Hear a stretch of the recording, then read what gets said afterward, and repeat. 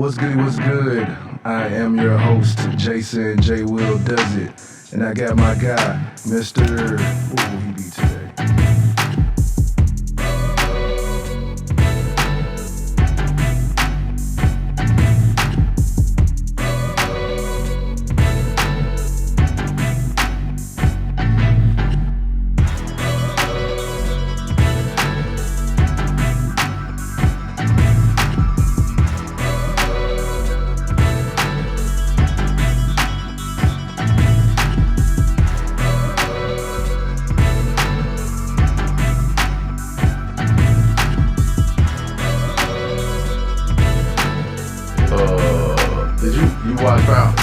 I did. Okay, cool. That's all I need to know. I know we were supposed to talk about that John last episode, but I mean, we got like 2 episodes to talk about on this shit. Yeah. That shit was good. It was actually. What should I say? I ain't gonna say I got a new respect for Tariq, but that nigga is growing up right before your eye. Like, I was looking at that John, I'm like, okay. This nigga really playing chess. Yeah, he is. He really playing chess. Yeah, he is. Chip off the old block. And that Barnes & Noble ass nigga. You gotta I'm writing a book. You gotta go get started. Face ass nigga. We gotta talk about that nigga. That shit. This nigga. That what I said, Barnes & Noble ass nigga. Oh shit. Jabari Reynolds. I'm writing a book, face ass. Hell yeah. That nigga the typical dark skinned dude with that motherfucker look like the nigga off the Duke box. He look like the nigga off the Duke box. You getting this shit? The Duke perm. Yeah. Okay. I've been roasting his ass the whole season. I'm like, this nigga here, man. God damn. All for some pussy. Dude, this shit. Alright, okay. Alright. All for some pussy. Alright. They don't want him no more. That's the sad part about it. That's a whole nother topic in itself, too. Topic. Oh, boy. So, yeah, let's go ahead and get with the shits and the giggles and all that other stuff. What's good? I am your host, Jason JWILLDOESTV, and I got my guy, Mr. What will he be today? About to light his eyebrows on fire and shit.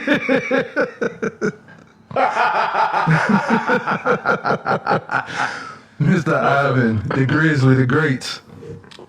What's up, man? And we are the Off on the Tangent podcast. What's good, sir? Everything's good, man. Everything's lovely, man. I think this is episode, weird number, 66, I think. Oh, that's not a weird number, man.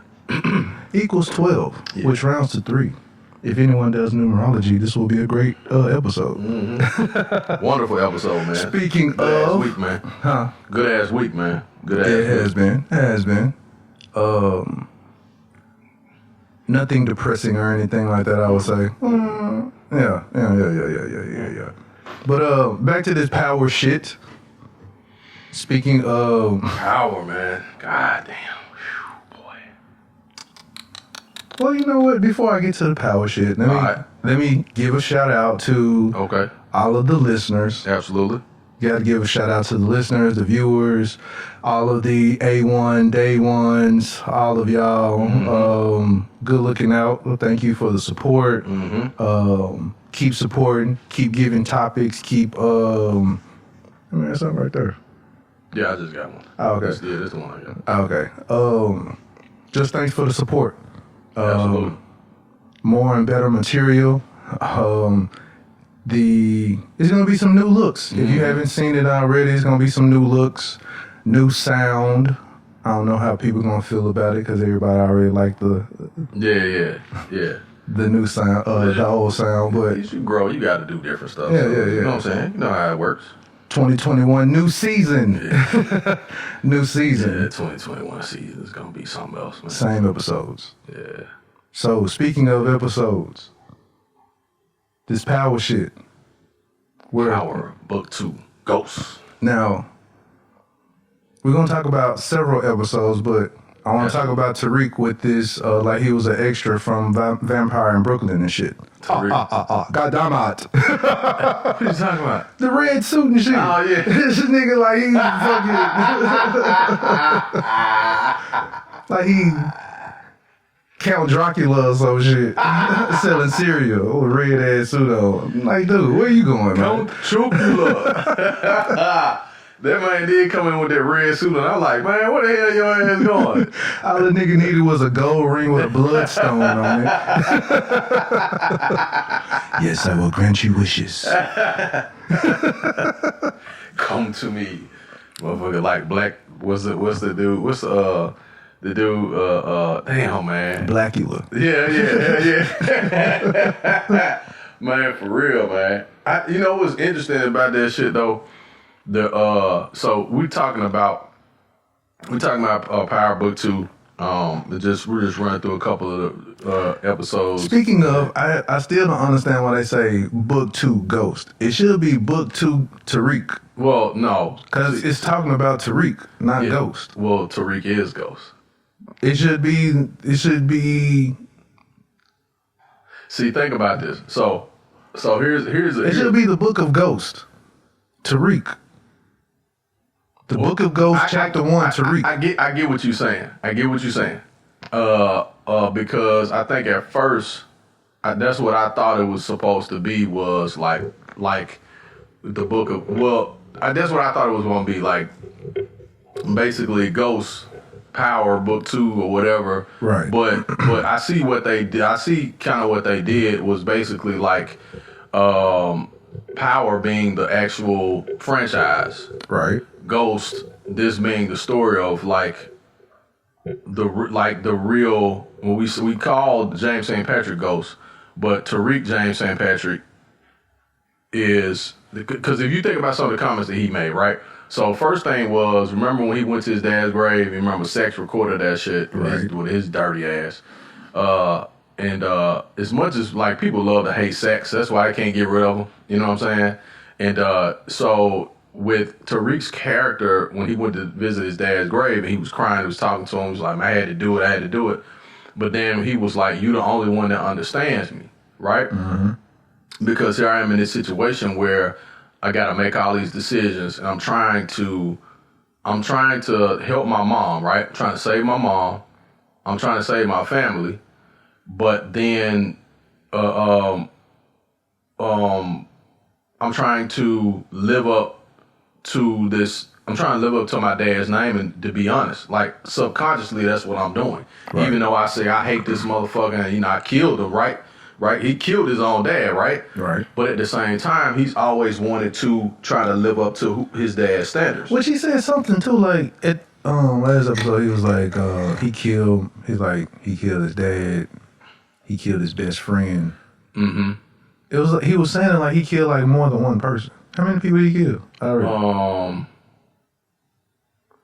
I think when he said he killed his best friend, he was essentially saying he put his sister in a position to get killed. He was taking responsibility for that. That's what he was saying. Because Raina was his best friend. They were twins. Because Tariq didn't have no, like, if you can remember, he didn't really have no friends or no partners throughout the show. Nobody want to be friends with ugly ass nigga. Yeah. And plus he was spoiled, though. Right. You know what I'm saying? Right. He was a brat. And so, but Raina was his best friend. He was like, I killed my dad, I killed my best friend. Because when Ray killed her, he could have done something about it. You know what I'm saying? Like, he could have done something about it. But he sat there and watched his sister get killed and didn't do shit. Because he was scared. And so then he felt like he had to try to redeem her by going and killing Ray, which he did. So that was body, the body, essentially that was the first body he had, was killing Ray. And so then he killed his dad. That's right. Okay, so he killed Ray. Yeah. Killed Ray. Uh-huh. Killed his dad. And he turned on Kanan. You know what I'm saying? He turned on Kanan. Kanan got shot and killed by the police. But talking about as far as him physically, doing it himself. Physically, he only killed 3 people. He killed his dad, he killed Ray, and he killed Professor. Well, yeah. Yeah. Okay. Mm-hmm. Gotcha. Because remember, he was getting ready to shoot the dude. What's the dude? The guy that came to bring Monet them the dope. You know, the Connect. The guy worked for the Connect, and they wound up killing him. And then old boy was like, "Man, you don't know nothing about shooting that gun, man. Let me do it." And then Tariq was like, "Yeah, you right." But he didn't realize Tariq was a killer. He had already killed. You know what I'm saying? You just got your head dirty. Yeah, exactly. And so when I think the most interesting part, so we can talk about the characters in a minute, but I think the most interesting part about him becoming Ghost was what his comments was when he was telling Tommy, he was like, "Man, hopefully one day I can live up to his name." And so when Tommy said what he said, Tommy was like, "You just like that motherfucker." That shit was funny, man. That man said, Tommy, that shit was so funny, man. Tommy was like, "What the fuck is going on?" That man, and he stopped. He was like, "Boy," that man said, "You just like that motherfucker." Man, I said, "Yep, he sure is," and he did. He did, in all honesty. His mama created him, right? He just used his dad's wit and quick thought to try to help everybody, in all honesty. Because, check this out. His mom didn't go to jail. She got out of jail.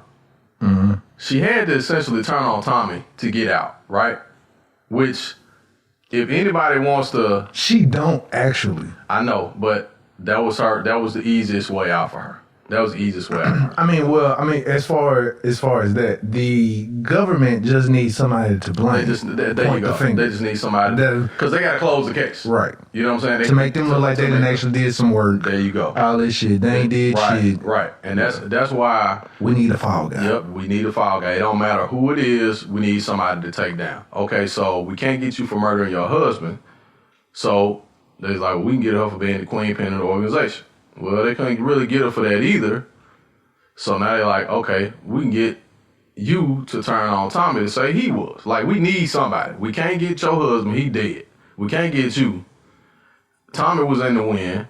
We can't get your son, right? So ain't nobody left outside of that. So we got to get somebody in this situation. You know what I'm saying? We got to get something out of it. We got to get something out of it. So that's essentially what it was. And that's kind of like what McLean was saying, like, hey, you got to say this, make this statement and go on here and say that Tom Egan was the one that was running everything. So, you know, go on and handle that shit and go to WITSEC and, you know, and get your ass up out of here. You know what I'm saying? Right.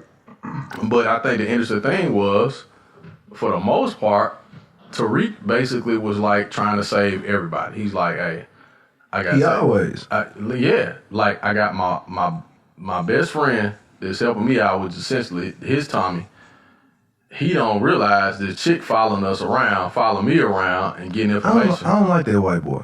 I don't like he too fucking emotional, man. I ain't gotta fucking tell you everything, dude. Well, you know, you gotta think about he's in college. He's a young kid. He's a rich kid too.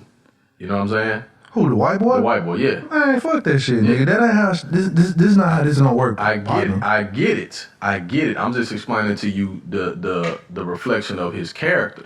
You went to go sell cocaine without me. Right. Don't talk to me. Man, fuck you, bye. I gotta stack some ones, my nigga. Right. So think about that. So essentially he like, man, I wanna be included on all of this shit. Like that's what he was saying. Now, if you go back and you think about Tommy and Ghost's relationship, wasn't that some of the same shit that Tommy said? Like, damn, Ghost, why you ain't tell me? Nigga, you don't trust me? You know what I'm saying? Like, what the fuck is this shit all about? Like, Tommy used to get emotional like that, except he used to try to kill motherfuckers when he got mad. You know what I'm saying? But see... Because Ghost... If this is a different world, like him throwing his name around, that shit ain't gonna work in this drug game. Like, hey, do you know who I am? I am so-and-so, so-and-so. Like, nigga... Bow. Hey man, give us these bags of weed, this nigga fucking. Right. You know what I'm saying? Yeah. Like, nigga, we don't care about this shit, nigga. Right, because see, think about it. The only smoke they really saw was when Kane showed up at the school, right? Right. Outside of that, you at a damn Ivy League college. Who the fuck finna fuck with you other than the police and maybe 1 or 2 street niggas that know what you doing. Right. So when they moving all of this stuff, they're in a whole different environment. So he can do that shit there because ain't nobody finna really fuck with him. You know what I'm saying? Man. But now when Kane showed up, that's when they scared the shit out of everybody. Like, this motherfucker came up here and put the pistol in everybody's face. Then when old boy got killed on campus is kind of what fucked everything up. They sent a GCG nigga up there to kill Tariq. And then, which I'm trying to figure, I wonder where his motherfucking ass is. Goddamn 2-Bit. 2-Bit show up, hit his ass in the head and drown him and shit and leave him in the fucking pool. He gonna be in the Tommy story, I'm sure. Yeah, definitely. Yeah, he gonna be in the Tommy story. So all of the people who showed their face the last 2 episodes probably are going to be in like whatever the Book of Tommy or who got the next story up? Is it Tommy? Tommy got actually Kane starts this summer. Book 3. Okay. So the Book of Canaan might star Tommy then. Well, would that be 50 Cent in that? That's 50 Cent. Okay. Yeah, that's 50. That's Kanan's origin story from like as a kid. So so that goes. Then you got I think 50's starts in the summertime, and I think Tommy's starts in the fall, if I'm not mistaken. And then you got the one like for Tate is supposed to be next year. All I want to know is, what did this Random House Barnes and Noble ass nigga Kindle Fireface ass think was gonna happen following around? I gotta pull this shit up right a fucking nigga who he know. Oh my god. He has followed a nigga who he know sells drugs. Hey. You're okay, no matter what you think, that just because this nigga is a college student, you followed him around, you have pinpointed and discovered that this nigga sells dope. What the fuck do you think is going to happen, sir? You following a dope boy around. Bro. And not only that, if this nigga is as clever and as thorough as you think he is, that must mean he fucks with other thorough and precise people. Yep. You don't think they ain't gonna figure that you following him around, man? Yep. You don't believe this shit, man? Man, look, dude. And then this nigga went, while Tariq is playing chess, this nigga playing poker or some shit, by throwing his whole hand out. Hey, I got you, nigga. I got you figured out. I know you selling drugs on campus, nigga. I know you doing it through Book Correct. I know you fuck with the Tejadas. Is it Drew? Did Drew shoot the nigga in the knee? All I want to know is who killed the boy in the pool. Tell me. Like, nigga, shut your... Aight, you figured me out. Now, while I'm sitting here, and Tariq, I loved it. He played dumb the whole time. He played dumb the motherfucker. What do you mean, sir? He's like, I don't know what you're talking about. I don't know. What do you mean? I don't know what you're talking about. I'm just reading books. He was like, where would you get something like that from? I'm just a tutor. I'm just Zeke's tutor. I don't know. Wherever you're getting this information. And everybody thought Tariq and Zeke was roommates the whole damn time. Right. Man wasn't never that dude fucking room. Man, and Zeke is the spookiest nigga. Zeke is the spookiest. Hey, man, I just want to let you know, man. They done brought Drew's name up. They might bring up yours, too. Oh, shit. Oh, shit, man. I don't know what's going on. Man, this is going to mess up my chances of getting to the league. Man, this nigga is so spooky. I don't know what y'all doing, but y'all better not go. That man sounds like a slave like motherfucker. Y'all better not go over there. I'm trying to tell you. He sound like... We're going to get in troubles. We're going to get in troubles, y'all. His ass about 6'9" and shit. His shoulders and shit. Who that? Who that? Oh, shit. That nigga was so shaky. I was like, man, this nigga scared as fuck. I don't know what to tell y'all, but he put that gun to my knee. He could have ended my career.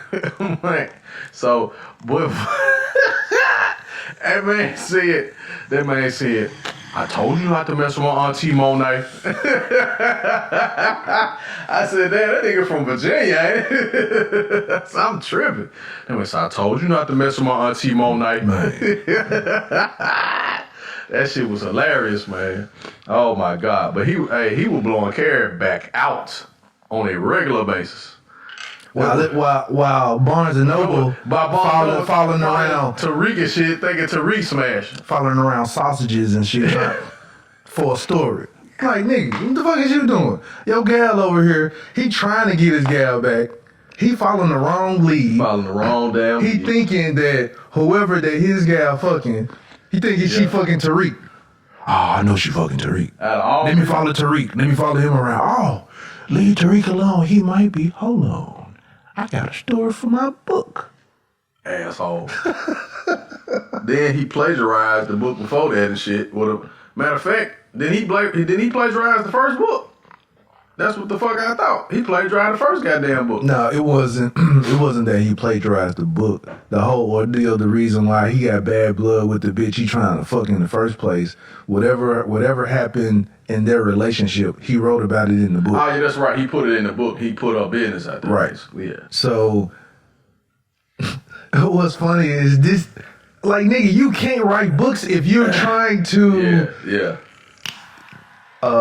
live vicariously through somebody else's life and asking questions, being the police by asking a whole bunch of questions. So tell me, how did you do it? Yeah, that was the shit there for me, was the way he was asking questions. I'm like, nigga, if anybody with some common sense talking to you, they know you trying to get information out of them. Then he gets bold enough to say, hey, Tariq, can you write down your thoughts about growing up in the type of environment you've grown up in, losing your father, being in jail? And she was like, okay, I don't have a problem with doing that. Like, shit, I've been writing about that shit anyway, right? Right. But this ass hat, fake ass Duke box looking ass nigga, can you tell me a little bit about your background?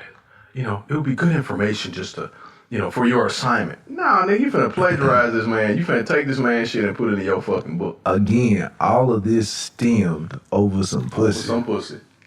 I said that on the thread when I posted it yesterday, and one of my Facebook friends was like, bingo, exactly. They were like, nah, it was about this and that. I said, no. It wasn't even about the book. It wasn't about the book. I said, it was over some pussy. The book was his way of trying to get back in her space. That's what that shit was. He was getting pussy already. Oh, hell yeah. He was blowing a student back out in the office already. So why you care about this chick now? Like, dude, that was the whole thing. Is like, now that he couldn't get in with the chick, he had already knocked off for old time's sake. He had already knocked off for old time's sake. My thing is like, it was like the moment that she was like, nah, I think I'm good. He was like, well, why did she say she's good? She don't want my book dick anymore? What's going on? And next thing you know, I gotta see what's going on. Now, any attention that she's showing anybody, that's that nigga right there. They gotta be him right there. Yeah, she's showing him too much attention. And it's always the wrong nigga that y'all assume. It's always the wrong nigga that you assume. It's a nigga you don't never see her with. It's funny because I've been that nigga before. You ain't never seen the nigga, ever. You ain't never seen him. Nope. So ain't. The nigga is the figment of your imagination. You ain't never seen him. Everybody else though, I know you fucking that nigga James. James? What? The car wash nigga? No, I ain't fucking James. That shit funny as hell, cause but Jamal, Jamal laying pipe, man, Jamal tearing her ass up. Jamal tearing her. You ain't never seen Jamal. Jamal ain't never commented on her pictures. He ain't never liked none of them shits. He don't even be in her DM. So don't. He just sent her an eggplant picture at 12:30 a.m. and she be like, "Oh, I gotta go, y'all." She sent a response back to say, with the praying hands and shit. Or some drips of water on this motherfucker. See, that's the thing, man. Dudes, lend me your ears. If a woman is used to be, if y'all, whatever y'all had going on, it doesn't matter. Like, it could have been serious, it could have been, just cooling it could have been whatever. Once she removes herself from your space, or if she just backs away from your space, accept that shit, take it as a W, my nigga. Like that's a win for you. That's a win for you. You know why? You know it's a win for you is because she made the choice for you to move out of your space. Now, don't get all in your feelings over the fact that she backed off. Now, if she was your bad bitch, though. If she was your... no. If she had been good, man, that might be hard to let go. Even still, though. Think about this. I don't know, man. No. Think about it, because that shit got that nigga killed. So let's compare good pussy to death. Which one you choose? She had some good pussy. Yeah, so if I stay alive... Hey, Master P made a song about it. She had that killer pussy. Yeah. But if I stay alive, nigga, I can get some old of that at some point or something else. This is true, but that nigga was like, you always think that you're smarter than... And see, that's the thing I learned about Tariq. Like, one, especially watching this last episode, he's getting smart. He's getting super smarter, and you only get smarter than your opponent. Now, if you fuck with dumb opponents, then you're not gonna be as smart. But if you fucking around with your opponents who are very formidable opponents, this nigga getting good. Yeah. So this book nigga is coming out like he's smarter than him and all this other type of shit. Yeah. And like, aha, I got you. Uh-huh. No, nigga. Bow! Yeah. See, that's why common sense I think is so important. Because common sense, even if you're not that smart, common sense can save you from being really fucked up. Exactly. Just by keeping you out or keeping you off the radar. Common sense would have been, I wouldn't have met your ass at the park. Exactly. Nigga, meet me at the motherfucking bank. Right. Like, ain't nobody gonna know what I'm giving you money for. Nigga, I'm not meeting you at MLK Park at 1 a.m. Hell no. Like, hey man, meet me at 1 a.m. at MLK Park and we exchange these goods. Oh, okay, sure. Nigga, even if this transaction is going good, it's 3 other bad transactions going on at MLK. In the same goddamn... Somebody gonna get you, nigga. In the same fucking part. Nigga over here like this right here. Oh, okay, yeah, good. Like, did they just get some money out Like, here? hold up, my nigga. Hey, let's put it... You wanna... Right, it could be some random nigga just smoking some weed and like, hey, shit. That's They got like the y'all? You got the motherfucker, yo? Shit, I just think that they just exchanged like some bands. Hey man, go drop these bands off. Hell yeah. Hey man, come on, this ain't got nothing. Hey man, you heard what the fuck I said, right? Damn. Knew I should did this shit at Hardee's. It could be a regular nigga just jogging. He got the yalk on him. He could just run across some, stumble across some money. Like nigga, man, go and drop that shit off, man. Yeah. I'm just saying that was not a good move. That nigga, like Tariq told old boy, hey man, go someplace where somebody can see you. Mm-hmm. Yeah. I would have been like, hey, meet me at the at Coney Island somewhere. Hell yeah. Along at first meet me at the mall in the food court. Man. Meet me at the food court, nigga. Hell yeah. Shit. At the motherfucking Times Square. Fuck that shit. I ain't finna be out here. And if I'm dealing with this kid that I know is selling fucking drugs through the whole fucking college, like that, he ain't no corner boy. He moving weight through the entire college. Mr. Barnes and Noble reads no books. He ain't read no fucking books. None whatsoever. How He got no book sense and no street sense. Hell no. You a smart dumb nigga. That's all. Man, dart is a motherfucker. That's what that is. Smart dumb nigga. I'm like, motherfucker, like, nigga, why is you meeting this man? Tariq, I just want to help you out. And, come on, man, you don't have to do this, man. They always say that shit. You ain't got to do this, man. Man, dude, okay, one. I just want to let you know. You don't have to do this, man. Come on, man. This nigga is laying here bleeding. Yeah. Now, if Tariq decides to say, you know what, I'm going to leave you be. You best believe this nigga's gonna go and tell on you. He was gonna tell his ass off. It was Tariq. That nigga shot me. I was trying to give him some money about my book, but fuck all that. That nigga shot me. Oh no. It was what's his name shot him. Kane shot him, and then Tariq had to kill him because he like. Then what was interesting though? But he would involve and implicate. Yeah, implicate. Yeah, of course. Right. Yeah, real right. He was there. So and at that point in time, he's an eyewitness, Right. so he was implicated. He got me shot. He was extorting me for my book. There you go. I was just trying to. I was afraid. I didn't know what to do. I need help. My life has been threatened. I don't know. And you lying ass nigga, you been plotting this shit out your damn self and just ran up on the wrong motherfucker. That's what you did. I just wanted some pussy. Yeah. That nigga laying on his back. I just wanted some pussy. Damn, man.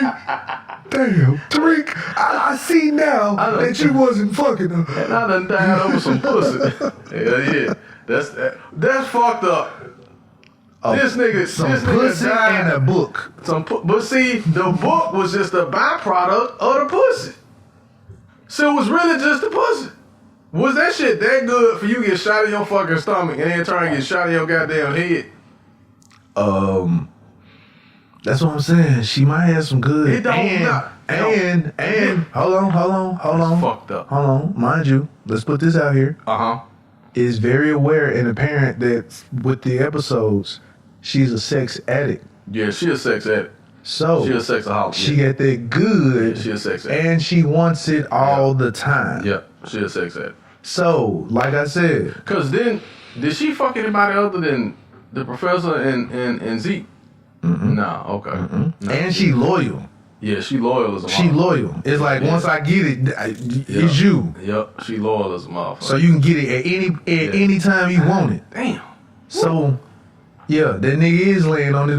No, Tariq, don't shoot me. I just wanted some pussy.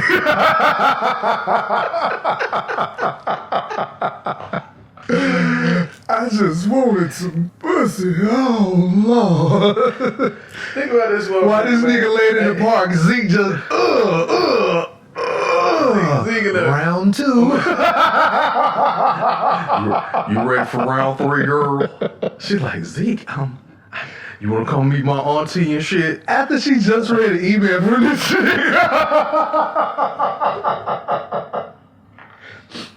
She read an email from this nigga, a nice somber little email. She's like, then, hey, ready for this dick again, baby? Oh yeah.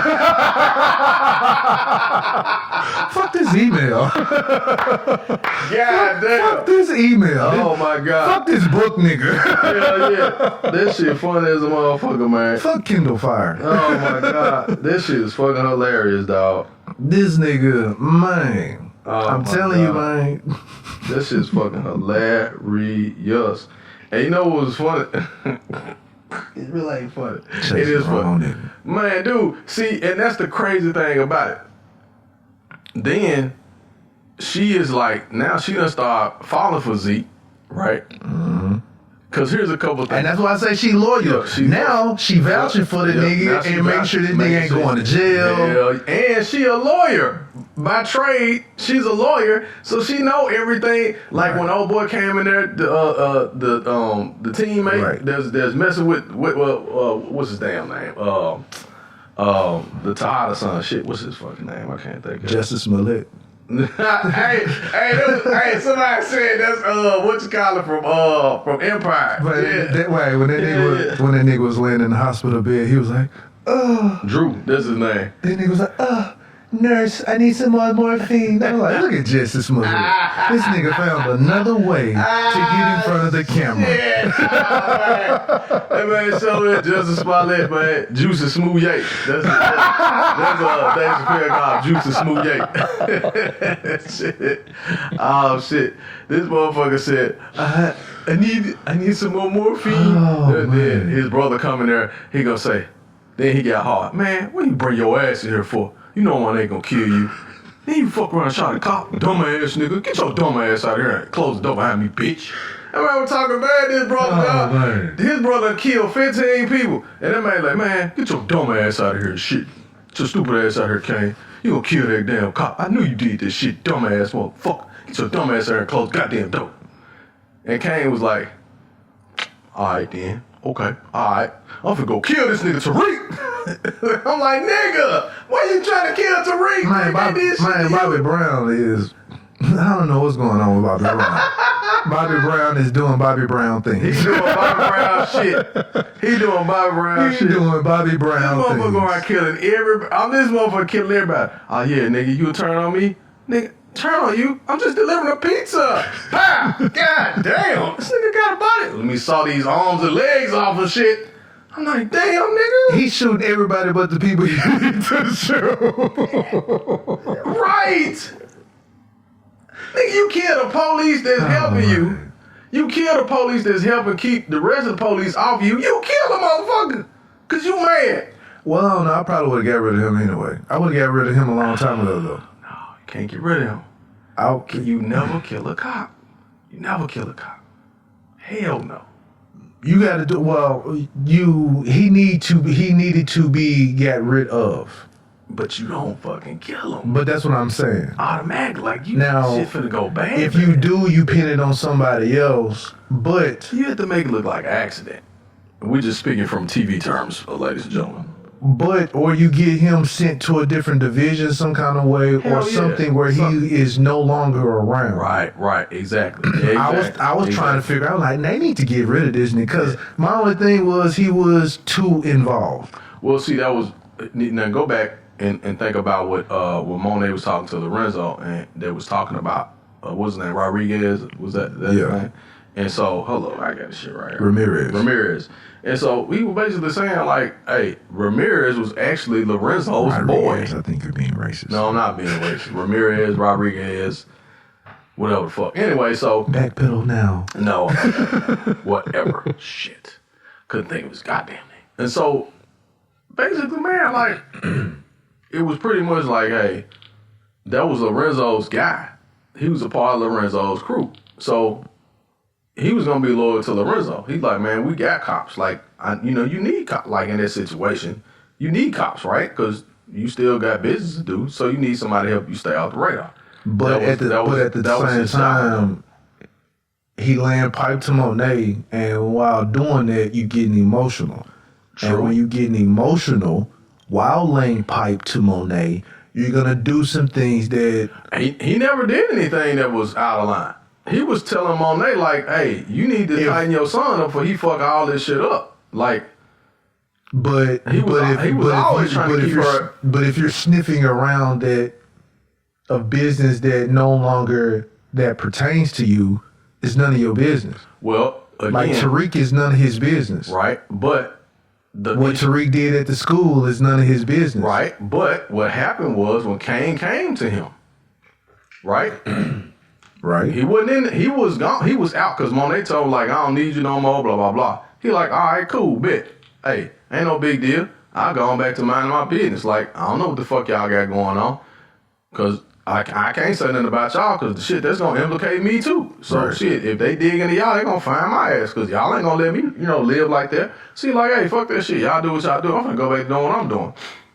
Kane came to him and was like, man, Monet tripping. She putting this kid and da-da-da-da. We need to get his ass out the way because he fucking up the shit. So that's when he started talking about, the Tejada, because he know that this man he's got loyalty to Lorenzo, right? So he's like, at the same time, though, he's split. He's like, damn, Monet finna fuck shit up.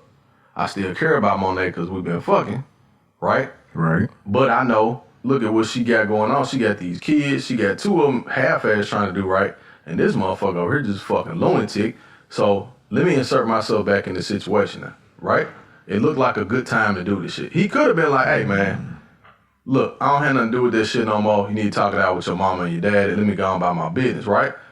Kane is convincing to him like, hey, man. I put like this. He only should be involved when he is called upon. And that's only to... But that's only to lay pipe, and that's only to correct some things and keep your ear to the street. That is it. Right. All that other shit, inserting yourself, nah. He felt, and that's what I'm saying. You got to think about he felt comfortable doing that because you are emotionally involved. That's what I'm saying. Right. Once you're starting to insert yourself, when I'm not asking you to, but Kane going to now him, you gotta go. Kane going to him gave him that validation or gave him the green light. It did. It gave. Listen to what I'm telling you. In his mind, listen what I'm telling you. If it's not from Monet saying Kane, Kane gonna come through and tell you so and so. You just validating what you just said. He was emotionally attached to not just her, but to the family. I know. So he's knowing her. He also knows Lorenzo. When Kane comes to him and says, "Hey, man," but if Monet, you know her. Hold up. Let me explain. What Kane is saying, like, you know the dynamics of this shit. At the same time, where his problem, his issue really was the fact that he was trusting Kane in the first place, who didn't give a fuck about him.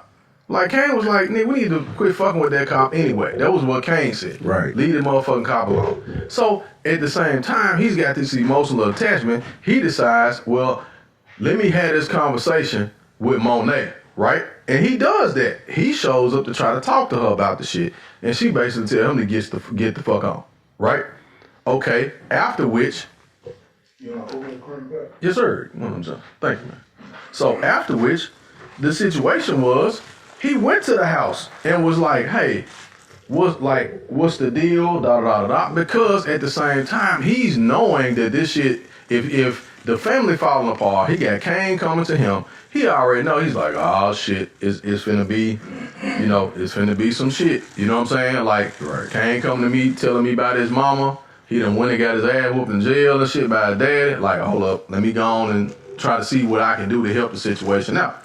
And I'm agreeing with you. Okay. I'm just saying that's what his mentality was by inserting himself back into that situation. But if I put like this, all right, so if you're messing with a chick, you study that chick. Fuck the situation that's going on.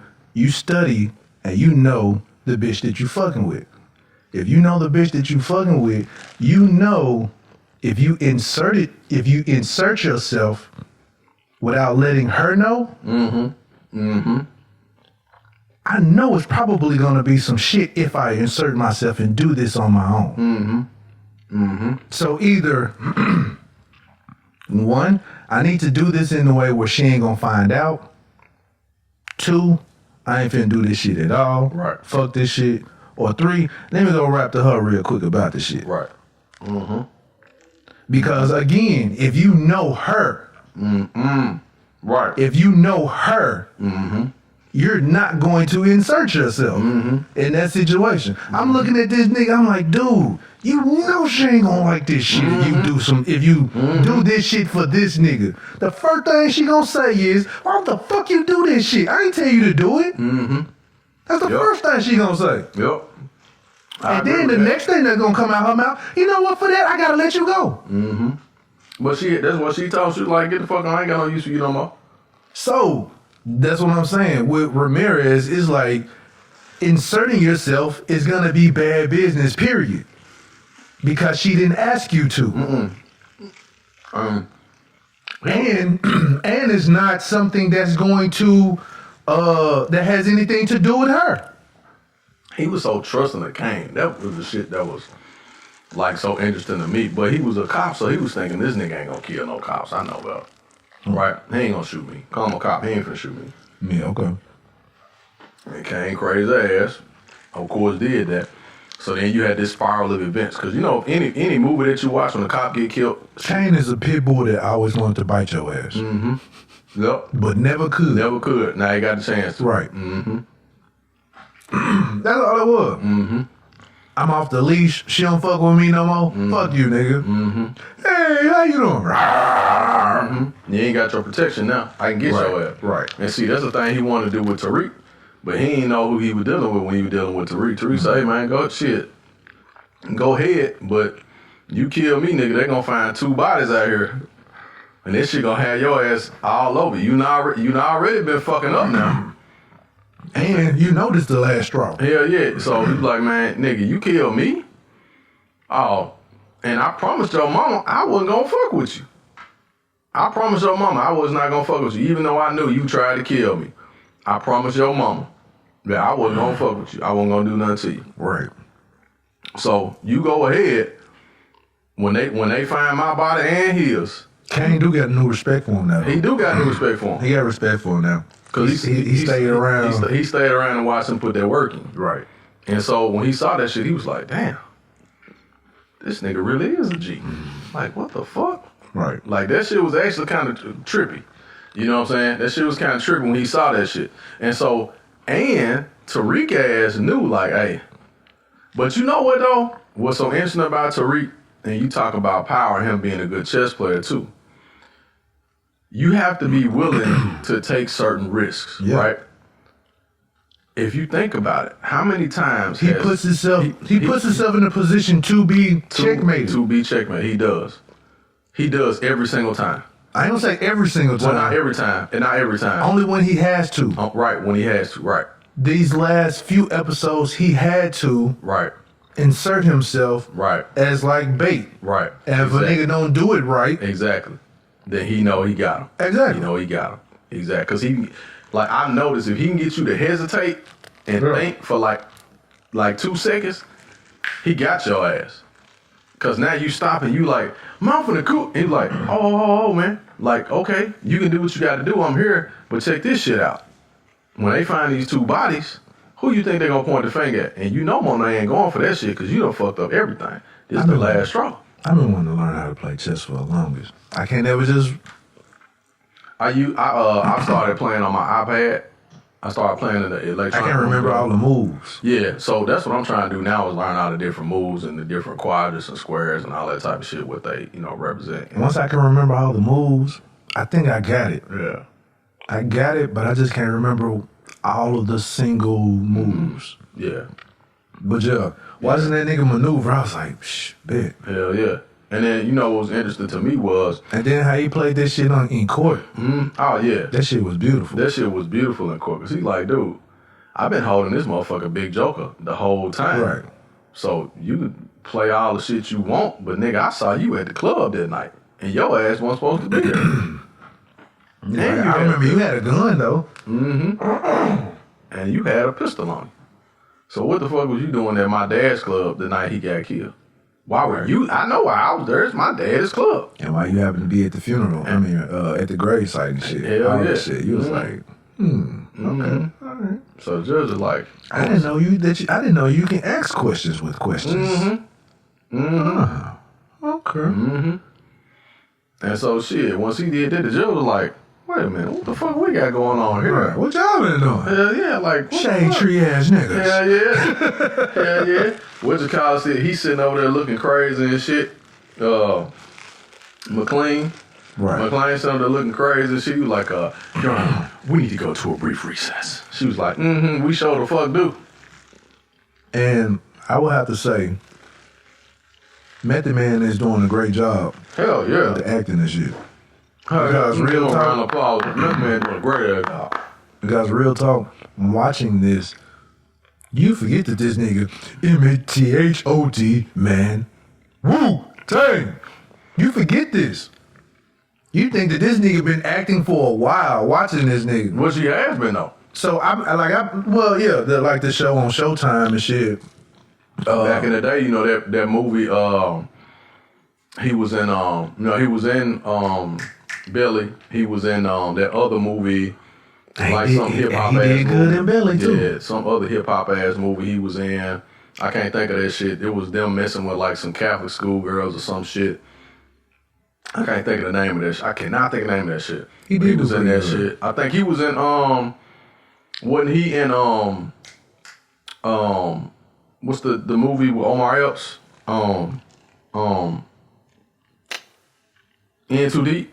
Wasn't he in there too?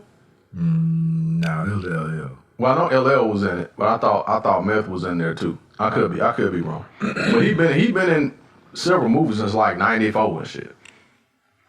And then he had the TV shows and shit like that. But his acting chops have gotten good. Damn, Like, I love In Too Deep. Just thinking hell about yeah. that movie. That movie was dope. yeah, that movie was dope as hell.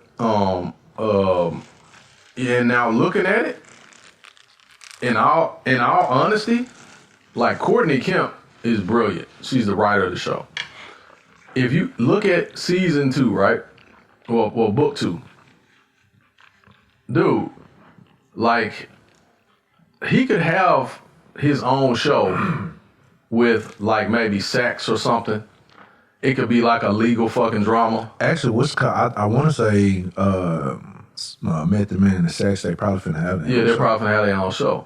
Cause looking at this shit, I was like, I said, these motherfuckers actually work well together. Yeah. You know, like the concept could actually fucking work. Mm-hmm. And so, even with that, They all got spinoffs. they all get there. You go. They all got spinoffs. They all got spinoffs. Actually, Tasha could even have a spinoff with her with sex Yep, shit. yep. She could have a spinoff with that.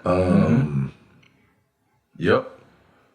So you already know that with Tommy's show, they finna have Cash back in it. Yep. Yep. They When show Cash his- showed up. Yeah. They show his face on the joint. Yep. So and 2-Bit. So Yeah, 2-Bit. 2-Bit. They're gonna, so 2-Bit will be seen coming soon also. So yeah. I think all of them will be on the screen very soon. 2-Bit story might be straight too. Yeah. Or he'll just probably be seen from time to time. Yeah, from time to period, time. if he don't have his own show. Right. Yeah, he'll have to fall under that Tommy, the Tommy category. I wish they wouldn't have killed his boy. They could have done one together. If they do, it'll be like the story of them, Yeah. or whatever. But the simple fact that he's snitching, how 2-Bit is, he don't care who you are. If you snitching, man, I don't fuck with you. Right. And that's just it. Yeah. So, and if you snitching and he know, he'll just off you, period, because he know you a He just shoot snitch. your motherfucking head right there. Regardless, just because. And that's what's so interesting about his character, man. His character is shit. His character cold. His character actually kind of cold. Cause you remember he went to old boy mama house and gave us some money and shit. Right. And was like, man, that was my boy. And he looking like, yeah, he was my boy. He was my boy. Right.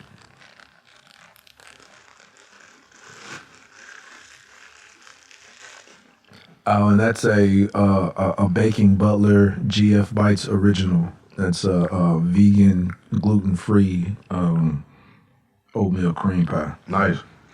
Them junks will be start being sold in a minute. So That's fire. delicious. Might have to cut them junks in half. They big as fuck. Hell yeah, I had to stop. I was like, damn, that motherfucker. Big. I said, damn, every time I take a bite, all when the bag back up, it looked like, damn, then I take a bite, it looked like somebody put some more in it. God damn. Shit. That's gonna be the deluxe cookie. Man, that's damn. Man. But Hold up. We got to talk about. So, we talked about Tariq. What do you think about the character Lauren, the character Diana, and the character Carrie? You know, Lauren she was the light-skinned blonde girl that was in the class with him. right. Diana that's Monet's daughter. Okay. And then Carrie is the girl that went to high school with them that's at Yale or something like that. So she moving product for him at Yale. Well, they moving product together at Yale. So she's essentially doing what Tariq does at Yale or something like that, I think. So I would say, me personally, the chick he need to fuck with is the Tejada chick. Okay.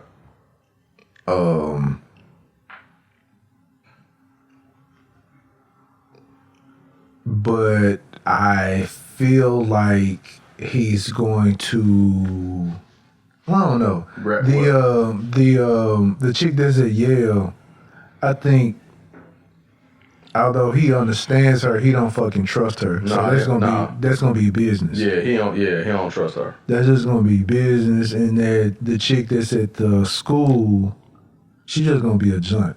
Well, I don't know. I don't know if he really like her like that. I think he does. You think he do? I think he does. That's why he keep her around. I think that's why they have so much conversation.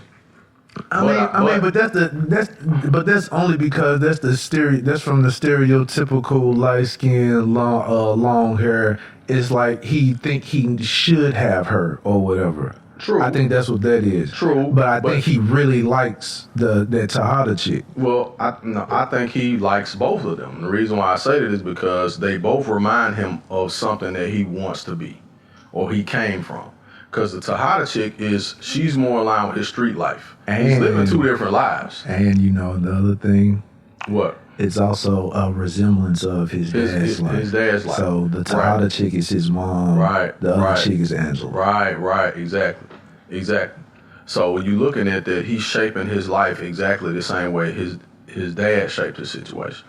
So, and she is the example of a better life with high degrees, a higher family and shit. There you go. And then the other girl over here, Tejada, she's still drug life. Yep. The only way you get out is you die, pretty much, all that other type of shit. So, yeah.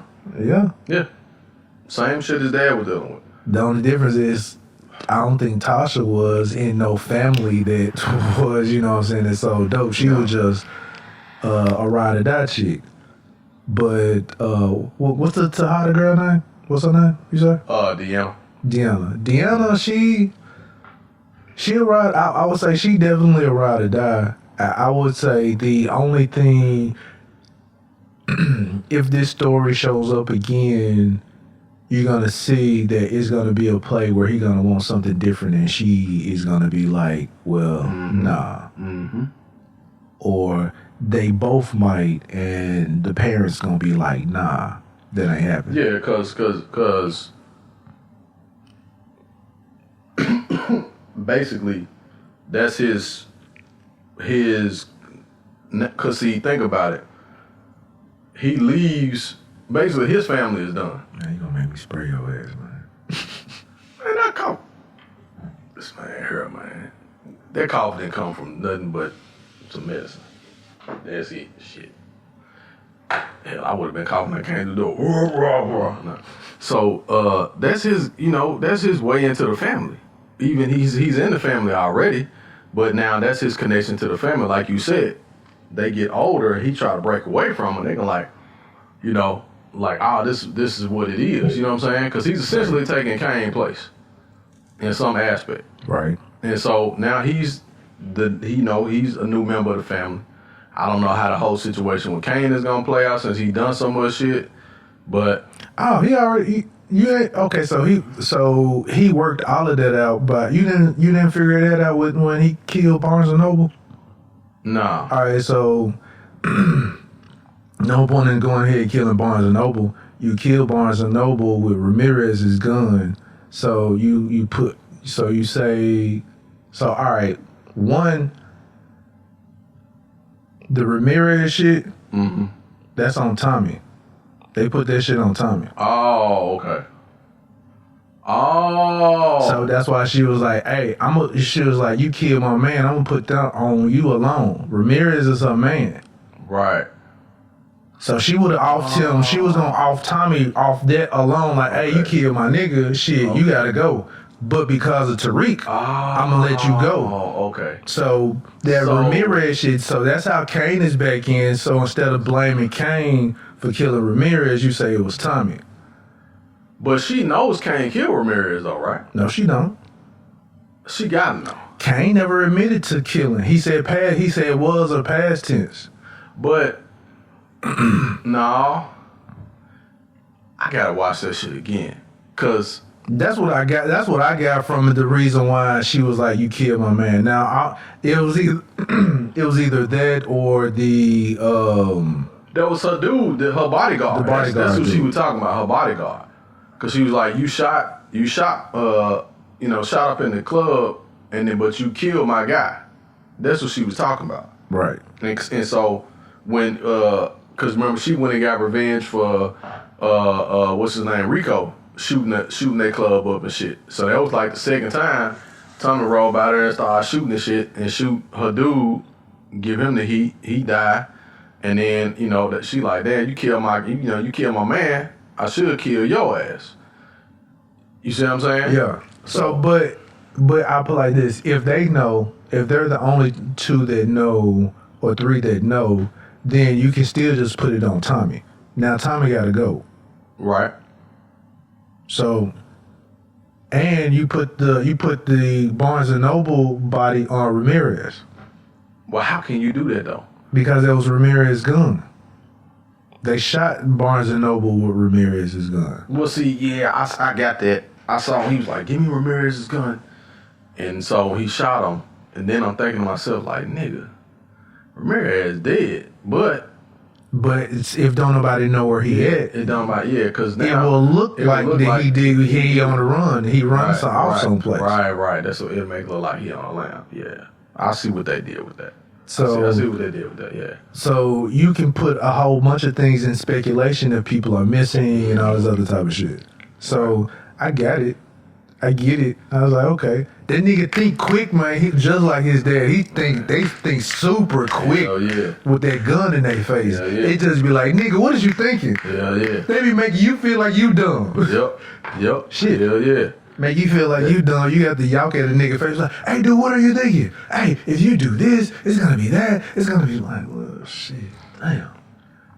You know what? Yeah. That's a power play. Yeah. That's a power play.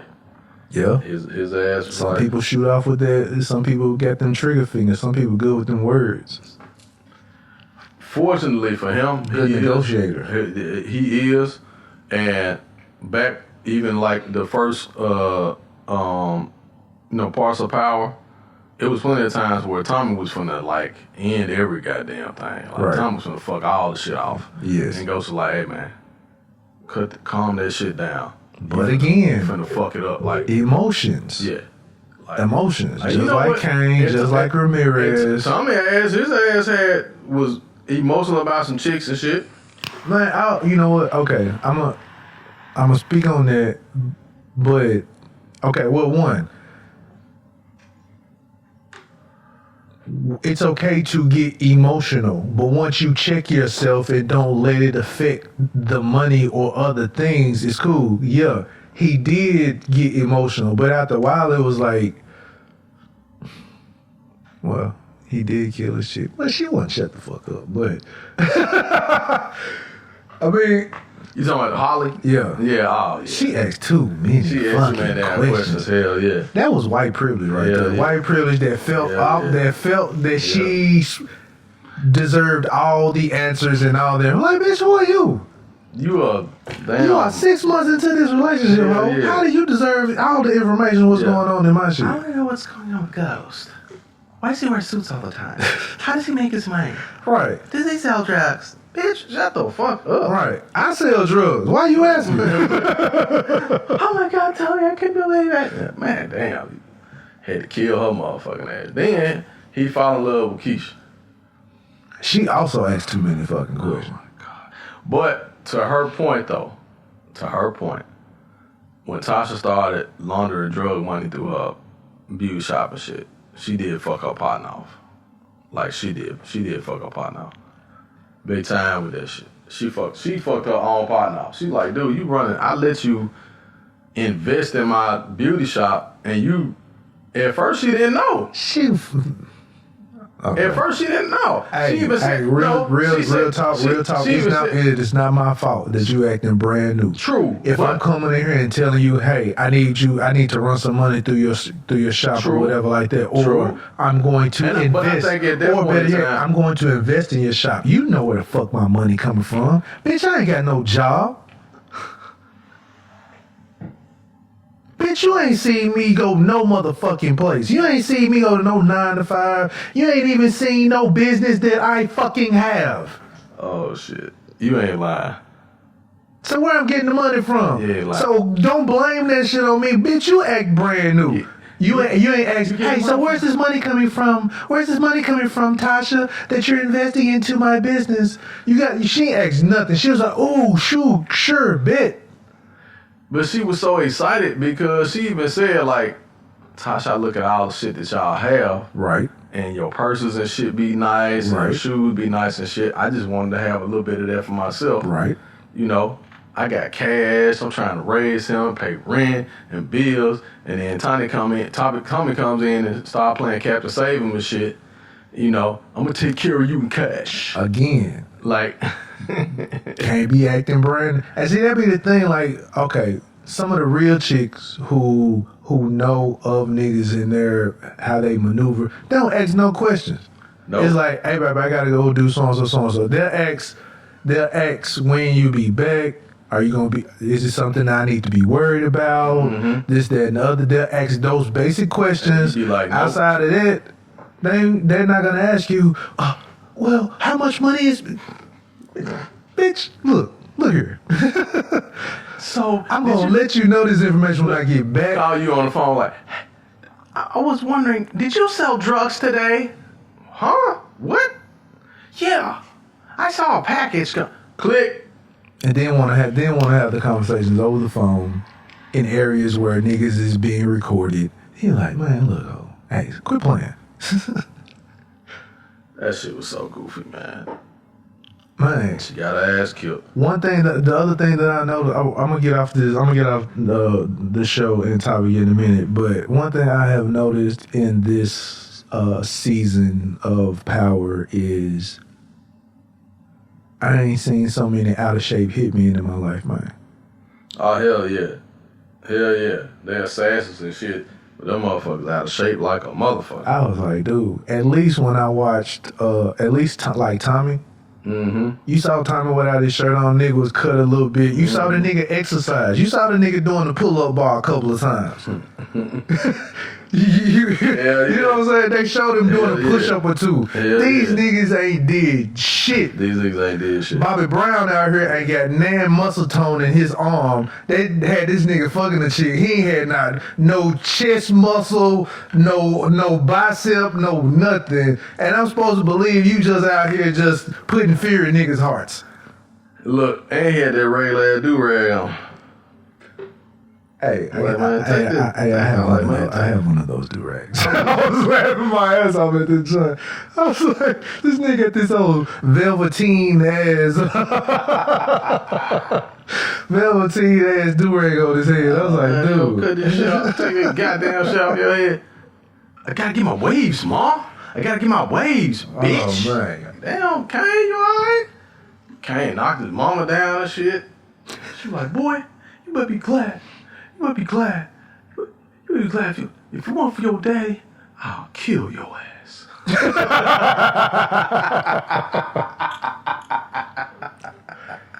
I'll kill your ass.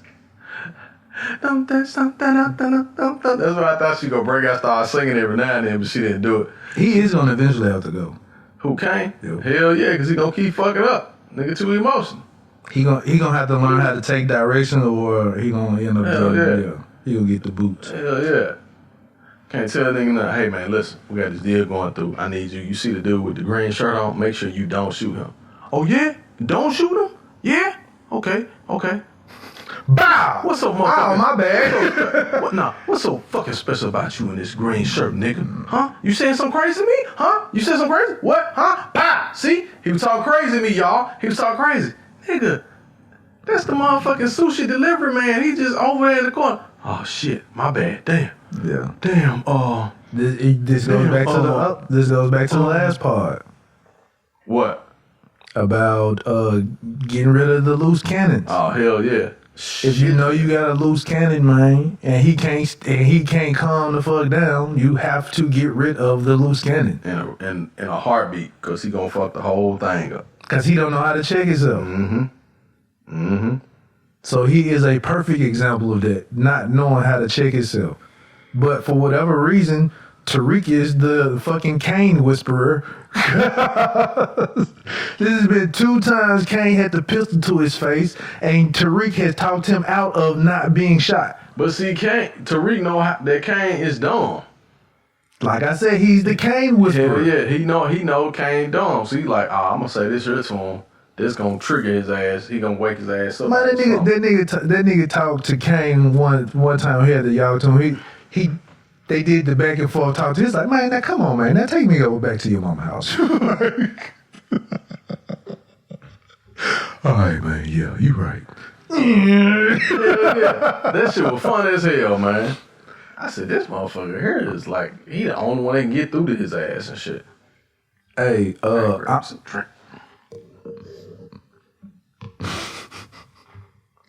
don't know how true this is, but did you hear that Stevie Wonder filed for divorce?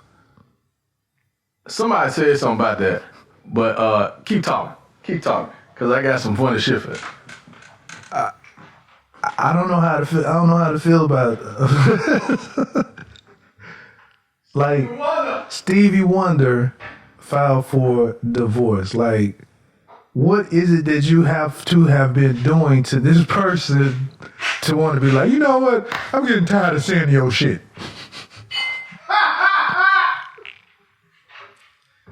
Man, you a dirty motherfucker. Man, you dirty as hell. Damn. But for real, like, Stevie Wonder filed for divorce. So, Stevie Wonder, let me get this right. Stevie Wonder filed for divorce from his wife? Yes. For what? I guess he want to see some more hoes. That can't be right because he can't see. Obviously. He want to put his hands on these hoes. Maybe I gotta feel these bitches.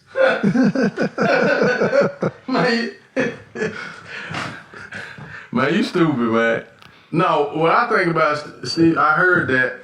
I think about Stevie Wonder asking for a divorce is like, you know, he probably over all these years, out of having a relationship, all of these years. Maybe I'm unaware of how long he's been married, but I would assume that he's been married for quite some time, and now he's wanting to get a divorce. Let's see what happens here. One is like, outside of Stevie Wonder, my nigga, everybody else can see you. Everybody else can see your braids is all the way in the back. It's like your hair is being braided where your medulla is at. Like, nigga is all forehead. Well, shit, that nigga is all head and got shag braids. Dang. Oh, they only been together since 2017. Oh, okay. Well, okay, I don't feel that bad. Yeah. So for 3 years, he's only been married for 3 years. Well, 3-4 years, or they've been living together for quite some time. Yeah, they've been together. Yeah. Yeah, it looks like he probably divorced her for putting him in them ugly ass clothes that nigga been performing in. I remember at one award show that nigga had a shirt that looked like he had emojis all over his face. All over his It was like happy face emojis. I'm like, why does this nigga got a happy face emoji sweater on? But they were buttons. It was some buttons all over the shirt. It was some big ass fucking buttons. I just want to put some buttons on my shirt, and oh man, I know it's lovely for me to put them on there, and it's one of my favorite shirts, and I just I thought emojis would make a good idea. Emojis look good to me. Stevie, you can't see. Nothing looks good to you. Maybe her That was funny, wasn't it? maybe her wrist got too big. Oh, what? Her wrist got too big. Damn. That's their Ray Charles shit. Hey, that's the only thing they could go off of, so that's why I said it. Yeah, they grabbed the waist or some shit like that. Like, hey, bitch, your wrist getting too big, ho. You eating mac and cheese again Sunday? No, you can't do that. Change that to cabbage. Oh man. You don't need more mac and cheese. The breast is getting too wide. Why your forearms bigger than mine? Speaking of forearms, man. I'm about to say some really offensive shit, so buckle up, ladies and gentlemen. Hey, man, the women with the excessive booty meat on the back of their arms, don't try to catch an attitude with people when they compliment you either. Because we see that whole sausage roll in the middle of your arm on the back. Are you talking about the turkey neck? Yeah. When they take their arm and shake it, and they go, that's it. Their arms look like wing flaps.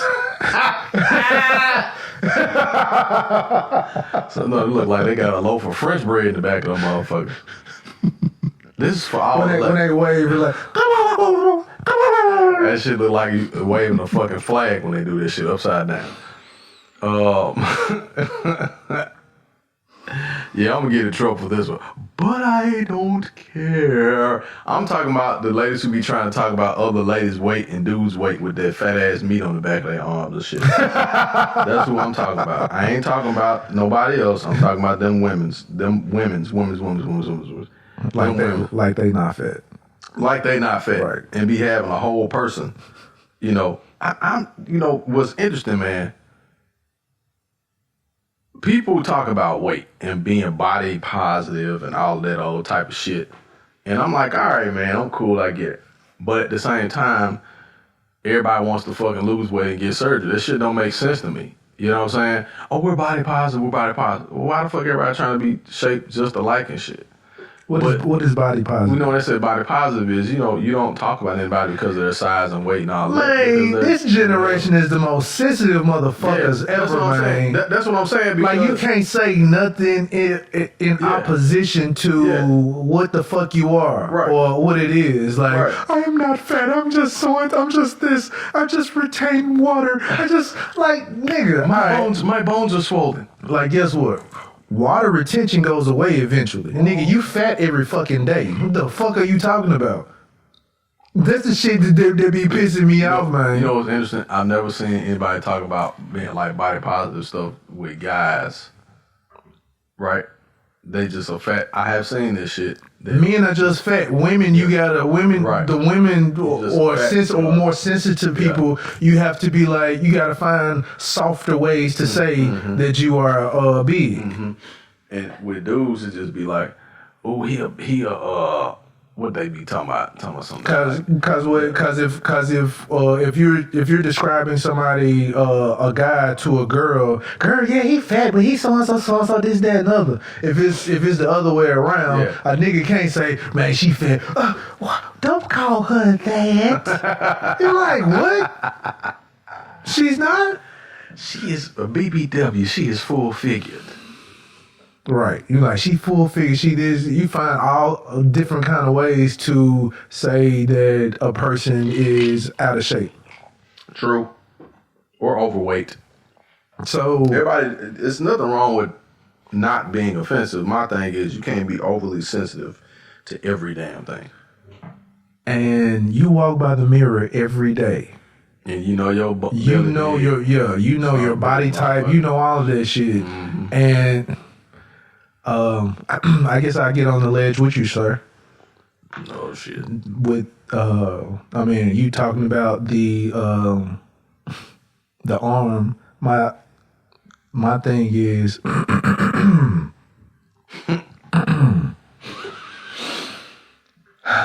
this is coming from a man's point of view, ladies. Dun dun dun dun dun dun. This is how men think and feel. Don't hurt the messenger, but I just want to say that, hey, if you're asking the question of, does this dress make me look fat? I think you are already that before you put the dress on. You probably know. Does this make me look fat? Does this make me look big or anything like that? I'm like, that's why you put it on. Everything, I mean, unless you... This man's gonna get us in some complete trouble. I guess I understand the question because I guess you're trying to wear something that makes you look smaller. Yeah. And maybe that's the question that needs to be asked. Does this make me look small? I want to wear black because black is slimming. Have you heard that shit before? Yes. I wear only black because black makes me look smaller.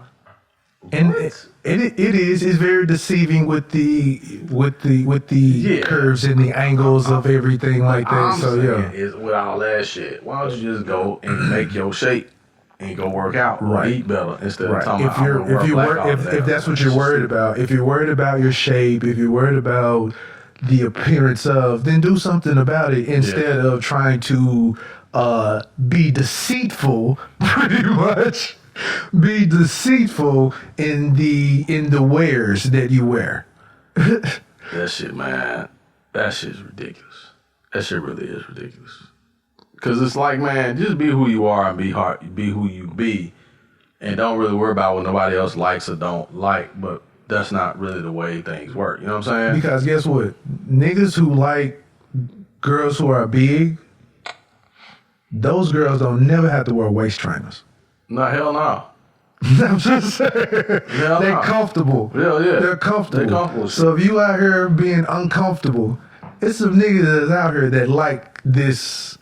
You know what I'm saying? Like, all right, have you ever dated a chick? You love her shape as is. She could be, I don't even know the numbers, but she could be a nice little petite size, or she could be slim thick or whatever. Mm-hmm. But she started gaining some weight. And I'm like, oh shit, I like this. Mm-hmm. Mm-hmm. So she get a little quarantine thick. She get the little extra little inch, even a little pudge stomach. Mm-hmm. Look a little cute. You're like, okay, all right, I like this little white on. I was told that's called for a guy. Look, he healthy. He got dad body. He healthy. He got meat on his bones. Yeah. So when they started getting this way, I gotta get rid of it. Like, hold on now. Hold on. Let's see where this goes. Let's see where this goes. Let's just hold it here. Let's just hold it here. Oh shit. But they will go to many lengths to be uncomfortable. Yep. To have the appearance to show other bitches that, hey, I'm still this size. No, you not. Man, that's gonna be the downfall of this shit, man. Women trying to impress other fucking women. This shit don't make no sense to me. Yo, nigga over here like, ooh, I like this. I'm squeezing on, you playing with the little push, playing with the little fat, all of this little shit. You like, I like this, okay, cool. Hell yeah. And boy. And now they over here got the waist trainer on -3. They walking around here looking like wasps and shit. Like, what the fuck? What is going on? Like, man, baby, I like you like this. Who else are you trying to impress, baby? You said. Oh my God. They might say walk around here look like wasps. But I'm saying, I'm back to that whole. Quit asking the question, does this make me look fat? Yeah. Either you ask what you really want to know is, does it make me look small? Outside of that, baby, if you're asking that question, you already know that you are. There you go. You already know that you are. Yeah. And then you're gonna take it out on the guy because he's like, he can't be honest. He has to lie. Got to. He has to lie. Got to. Just to get through the day. He has to lie. Now he's in a relationship where he's consistently lying to you. Mm-hmm. In your face by saying, "Oh, baby, you're not fat." Knowing she fat in the motherfucker. Wondering why y'all having sex less and less. Like, baby, hey, either I can tell you the truth, or we gonna go through this shit. Or you have women who say that they start having problems with their dude at the time because he gained weight and shit and then worked out. Yeah, I'm about to say, this go for dudes too. And all that shit. So, like, you can't become a complete fucking fat slob and expect for your spouse to still be That's why I'm in my 40s still trying to. Hell yeah. Like, hey, you still got to make yourself presentable out in this Hell junk. yeah, man. You like, let your mate, let your whomever give them reminders why they still fucked with you to begin with. To begin with. Now you sitting up here, you sitting on the couch, y'all watching movies, and you're like, look at this fat motherfucker. Looking at the game. Talking about why I ain't made him no plate. Get your fat ass up, nigga. You know what I'm saying? It's that shit. You gonna have that shit. Like, she gonna hate the fuck out of you. You know what niggas I could have had fucking with your ass, nigga. She just reminisce, drifting on the memory of some other niggas she could have been with, but looking at you. Look at this nigga. Oh, shit. Scratching his stomach. Talking about he playing Madden. Nigga, the toilet making noises. It's running. The toilet running, nigga. Get off the game. You want this whole house to flood? Get your fat ass up. He over there like, damn, shit. I'm just saying, I mean, even if you do get out of shape, you still gonna make yourself presentable. Like, she still gonna like your arms or some shit, nigga. Like, Oh, my God. I still love his arms, though. Man, look. But if you just sit up there looking like a shell of yourself or outside of a shell of yourself, nigga, what the fuck is you doing? And this goes for women too. Women feel like that once they are in the relationship and they got the ring on their finger, that, oh, he gonna love me anyway. No, you ain't. Hey, when flowers get old and they look like they old, what you do with them shits? Yep. You throw them shits out in the trash. Mm-hmm. You throw them away. Or you get new fucking flowers. Right. I'm just saying, although, don't be silly in fucking relationships is all I'm saying. Yeah. Use common fucking sense, man. Just use like, common sense. true. Yeah, the person that you're in a relationship is gonna love you for you. That's what they're supposed to do. They're gonna love you no matter what. But at the same time, this has something to do with loving yourself. Mm-hmm. Now you're gonna get mad at your nigga because he said you fat. No, Yeah. You know what you are. Embrace that shit. Embrace it. Embrace it, and you got two choices: live with it or get rid of it. And Don't force the nigga to live with it and get mad at him because he don't want to live with it. Or the woman. But that's what happens a lot. Don't get mad at the woman because she getting tired of you looking like Jabba the Hutt out in this motherfucker. Like, nigga, the fuck are you, dude? Or she getting tired of you acting like a bitch. Right. Like Jabari Reynolds.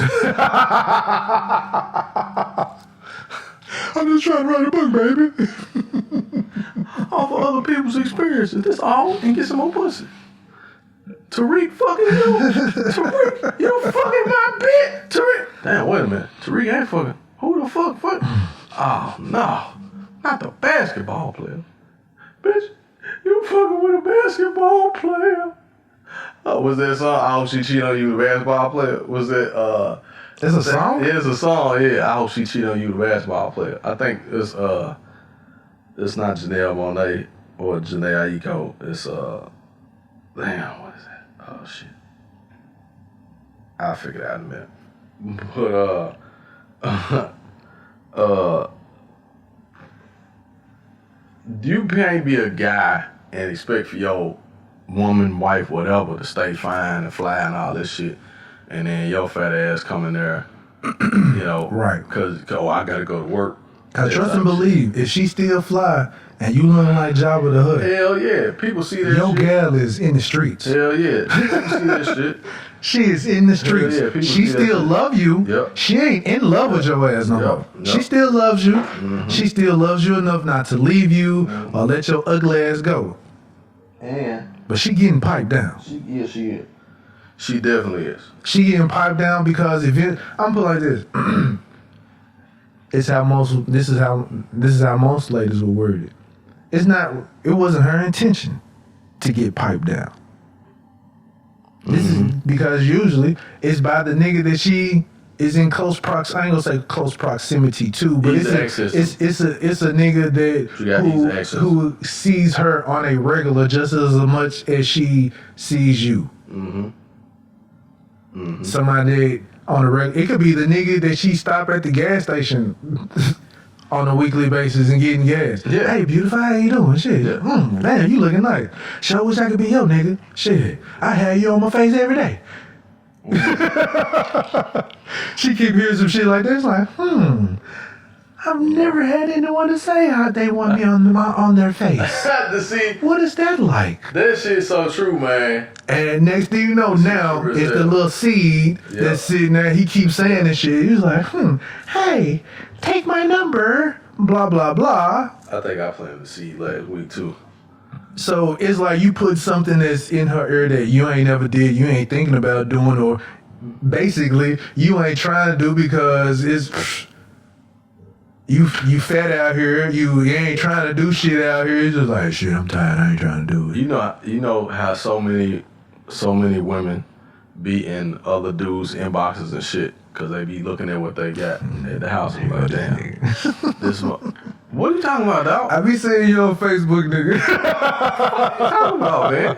This is one of these topics on your Facebook. Let's go. I'm here for it. This is a smart guy over here. He's always paying attention. I never say anything on your post, but I'm always looking I do like, this shit for the show, though. look at this guy. I do this shit for the show. I always do it for the show.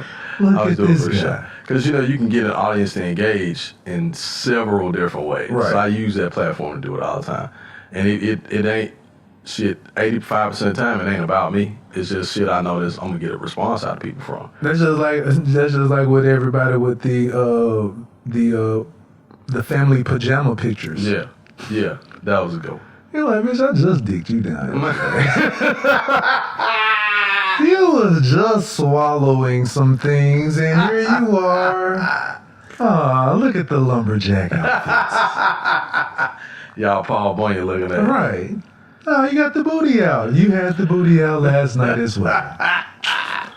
Boy, I sure hope you don't realize I already seen the pajamas. I ain't gotta see them pajamas. I saw something better. I know how the flap work. That nigga see some flannel and you see some Yep. them little sheer panties that feel nice. Oh yeah. Like, ooh yeah, I saw that nigga. What? Yeah. You ain't saying nothing. What? You got us taking these pictures? Cause trust and believe, that's how they slept too. Flannel pajamas. And you know when the flannel pajamas come on, you ain't getting no ass. You already know what time it is. It's just like putting a chastity belt on. Cause one, women love to be warm and comfy. When she's in that suit, if you open that junk up, it's cold. Air getting in. Nah. Close the door. Cut the fan off. The heat need to go up. Leave my clothes alone. And if she got some good pipe the day before, you ain't getting that. Even if you pull that flap down, she can like, Yep. It's not happening. It is not happening at all. It's not happening because what I have seen amongst the women population is that oftentimes, not just the women population, but in general. So women typically talk really bad about guys that do such and such, such and such. A lot of times because they're either doing it themselves at that point in time, and they're projecting, or they used to, and they're still projecting because they haven't made amends with what they did previously. And when I see, men ain't responsible, men who don't do this can't do this. Men who ain't responsible for this don't deserve this. I'm a strong so-and-so. The bright so-and-so dude has got to be with me and nothing less than da-da-da-da-da. And you saying to yourself, like, damn. Okay, go. Like, who the fuck are you? Like, what the fuck? Like, man, that's some old... My nigga. I'm better than you, bitch ass shit. Because at the same time, it's actually insulting to other women. And two, 9 times out of 10, one, when you go look at their picture, when you go look at their profile pic on Facebook, you see why they single. There you go. Or they got some bullshit talking about it's complicated or some shit like that. Yeah. I see why. I see why. That's just like I was on. I think I sent you the link of this conversation I seen on Facebook where it was a conversation about a nigga not tipping or tipping correctly on a date. Yeah. On a date. Yeah. So the chick made the comment of, she was like, the date was she had a wonderful date. Great date, no complaints. The only complaint she said she had was that he left $5 for a tip. Yeah. And she had to quit talking to him for that shit. Yeah. I was like, what? Yeah. Hold on. So I said, while I was saying, hold on, I'm scrolling down. Do you know how many hoes? How many whores? Right. You know how many whores all chimed in and was saying, yeah, girl, cause what the fuck? If this is what y'all nitpicking about in a relationship, all of y'all hoes gonna be single. Hell yeah. All of y'all hoes gonna be fucked off on. What? All of y'all hoes gonna be by y'allself. All of y'all gonna be chasing after niggas that's gonna be giving you dick after 1 o'clock. Hell yeah. And the nigga that's giving your homegirl down the street dick too at 1 o'clock. That's dumb as hell. So, and they felt the need that they got to check him for that. Oh, I gotta check him for that shit. Hell yeah. And see, that's the shit that it's like, one, are you trying to have a child? It's like you feel you gotta check him for that. Like that's some out of order shit. Is that a deep, dark, hidden secret of something else in a relationship? Did I miss something in that? I was like, how does a nigga leaving $5 on a tip bother you? And how does this affect the relationship from here on out? That was dumb as hell to me. That's so weird. And like I said, looking at the women that were chiming in on the shit, I was like, it's a lot of these women who believe this, who feel like this. Now I understand why you got these one and done dates. You know what? You know what, sir? Maybe that was the issue with you when that chick blocked you when you went on a date. Maybe you left $7 as a tip. Like, this nigga left $7. I can't be doing this. This nigga cheap. Like, oh, what are you contributing to the table? What tips are you giving? Like, that befuddled me, man. I was like, dude, I don't know. This is hilarious. It is. Because real talk, do you know how much stuff niggas can start just nitpicking about women and just... A lot of shit. It's a lot of... Like, oh, do you know your breath stink? Oh my God. Do you know how many fine chicks out here right now whose breath smell like a foot? I can get some water. I'm dead ass serious, man. It's ridiculous. Oh shit. It is ridiculous. Like, women feel like that they have nothing wrong with them. Niggas endure certain things for the pussy. And just like love, nigga put up and deal with certain shit for and out of love.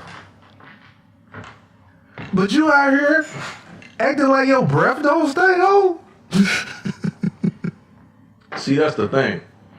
That's the thing right there. You out here acting like that you don't shop at Fashion Nova, but you know what I'm saying? It's so much stuff, like women out here driving Tercels still and get mad because a nigga out here driving a Honda Accord. Like, what? Girl, he pulled up in a Honda Accord. How are you in a Tercel? Don't even make them motherfuckers over. I know, that's what I'm saying. You in a Toyota Cressida. Damn. You gotta say this shit while Damn. No, them just out of stock. That's how I make them motherfuckers at 92. I'm just saying, you have these high regards, high stipulations, and you got a placemat on the floor. Hey. You got a mattress without the box spring. Damn. You got a blanket and a pillow in the corner. But you asking all of these things for a nigga to have. You know what? That's like me saying, And then scoffing at that he got something just as you. Bitch, both of y'all should be trying to build. What is you talking about? I don't want no woman. I don't want a woman who can't cook and who can't clean and who can't fold clothes all at the same time. Hey man, I put like this, and this goes for both parties. Don't ask nobody of shit that you don't do your fucking self. There you go. I can't ask no chick. I can't ask no chick who. I can't ask no chick that I want a chick who wash clothes if I don't fucking know how to wash clothes. Mm-hmm. I ain't finna date no chick like, okay, talking about she need to cook this and she need to cook that. Nigga, if I can't cook this and that, I ain't asking her to cook this and that. Can she cook? Okay, cool. We can work from there. Is she willing to cook? Cool. We can work from there. But like, I'm not like, that's just like asking somebody to say, hey, like I'm not a person who likes to talk on the phone. I'm a person who texts. I don't like talking on the phone, dude. I text. So I'm not gonna be like, why you don't call me all the time? You know what I'm saying? That's dumb. I'm not gonna make a big deal about somebody not calling me all the time because of the simple fact I don't care to use the phone like that. Was you talking on the phone? Who was you talking on the phone to yesterday when I called you at 3:24, 3:25, 3:26? I just wanted to talk to you for, damn, bruh. Let me say something, man. I saw something yesterday on a thread. This shit didn't make no sense to me. And I'm glad you brought this shit up because I could have responded really stupid to this comment, but then I was like, nah, it's just not even worth it. This is bait. So this, one of my Facebook friends, she cool. She posted about ghosting. Like, you know, we talked about that before. There we go with this shit. But no, this is the aspect though. So she was like, and she tagged me, and she was like asking like different opinions. And so my opinion was, I'm like, man, look, man, we're all adults, man. Like, if you get ghosted, shit, like it's possible. It's possible to happen at any point in time. An adult ain't got to necessarily like get your permission to stop talking to that motherfucker. They can just stop talking to you. Right, nigga. Man, oh my God. Like, so, man. that ain't nothing I got to call you and get straight. If I don't want to talk to you no more, you could have said something in the conversation and I'd been like, damn, I ain't talk to this motherfucker here no more. All right, bye, have a good one. Especially if we just started talking. Yeah, that's what I said. I said, especially like during the talking phase, you doing the talking phase, you might not get a text. Like, I think people have confused it. There's a difference. I think they have confused the term talking and dating, and it's switched around. Yeah. Dating is now talking, and talking is now dating. Mm-hmm. And talking is when you first exchange information, you first kind of have a conversation, Right. on social media about about getting to know each other better. If I go to a restaurant and I don't like the food, guess what happened? You know what? I try one more time. The food's still not good. You know what?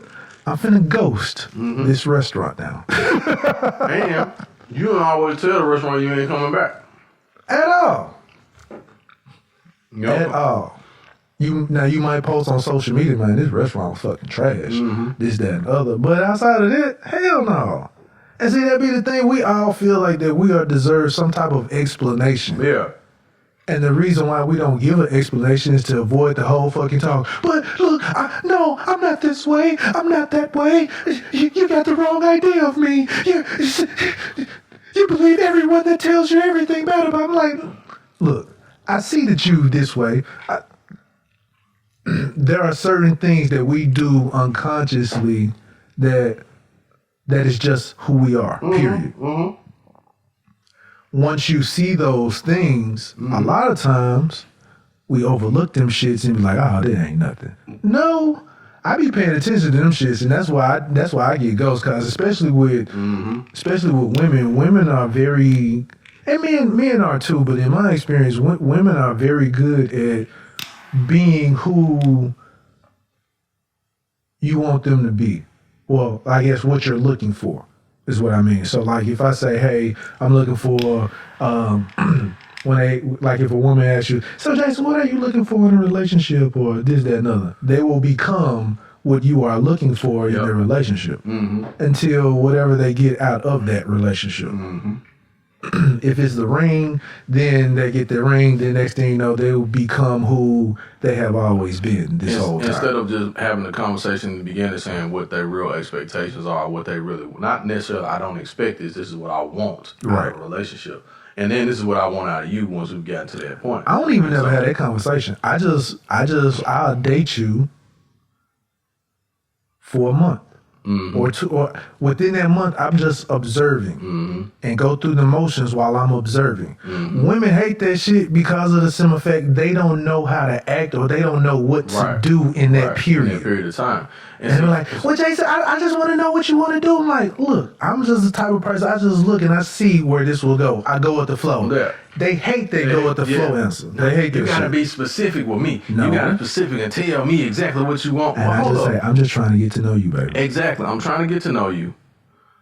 And I don't know if this is really what I want. I'm interested though. So I'm showing interest and I'm interested. I'm sticking around to figure out if this is gonna be a good fit for me, right? Right. And this is the time frame. Like every job gives you a 30-day probation. But women want to be liked all the time. Yeah, well, by everybody. Right, by everybody. And see, I wish we had later on the show they discussed that part. And we're not speaking. We definitely could rehash this conversation. And also, please do not take this conversation as being offensive or us trying to tell women how to think. No, man, this is a conversation about guys' point of view of this situation. Exactly. And so when I see that, I'm like, no, you don't need to, like, that person is not convinced that you are the love of their life after being with you for 3 weeks. Like, it's not like, that's not reality. That's not reality. For them, but it's definitely not gonna happen with it. Exactly. It's not reality. That's just something that you want to happen, that you want to see. A nigga he really don't start liking you till like after 6 weeks. Yeah, because, hold up. I'll say he's attracted, and then if you fit certain boxes, he's like, damn, I actually like this motherfucker. That's what I'm saying. Like, he actually having you over on a regular basis and shit. Right. After the first month, couple weeks after, month number 2, me like, damn, I like her, but damn, I really do like this motherfucker. Like, I've seen some shit that she done and been involved in since we've been together. Yep. And been spending closer time together. Like, this motherfucker is trill. Like, I like this motherfucker. And like I said, that's why I like this motherfucker. That's why I just go with the flow. Yeah. I see how you are in certain situations. I see how you respond or act talking to your mom, to your family, shit like that. All of that. When you start paying attention to that shit, you're like, okay. But also, I was in this particular conversation that was being had. NBA TV, they play some old ass shit. Okay. I was looking like, damn, that look like Bloody D-Boss and shit. And that's who it was. Chris Webber and Doug Christie. Yeah. And Jason Williams and shit. Sure is. So the interesting thing to this, I saw this lady say, check this shit out. She was like, I have a busy life and I'm super busy. And if I'm talking to a dude and I'm spending 3-4 hours between being on the phone and FaceTiming him every day, and he see me in my bonnet and all that type of shit, then I deserve a response for not talking to me. I stopped for a second. I said, wait a minute. How your life that motherfucking busy, but you got time to be on FaceTime and on the damn phone 3 to 4 hours a day with the same motherfucker? Don't no dude I know spend that much goddamn time on the phone with no woman. that shit I was looking at her like. But see, you know what? I said, man, get the fuck out of here, man. Ain't nobody spend that much goddamn time on the phone with your ass. That's the funny shit about that shit. Those type of women, they feel like that they're in such high regard, like that their time is so valuable. But at the same time, that same woman wants to occupy 3 or 4 hours of your fucking time. You see what I'm saying? Like, you ain't got shit else to do. Yep. And that shit, she'll respect your job if she's doing that shit. Yeah, no, and that's some shit that for real. Like, that's some shit I be like, I've dated a woman like that. I'll just be real. Yeah. What you doing? You can't answer the phone when I'm like, bitch, I got something else I'm doing too. You in the studio? Yeah, I make music. Oh, what you talking about? Shit.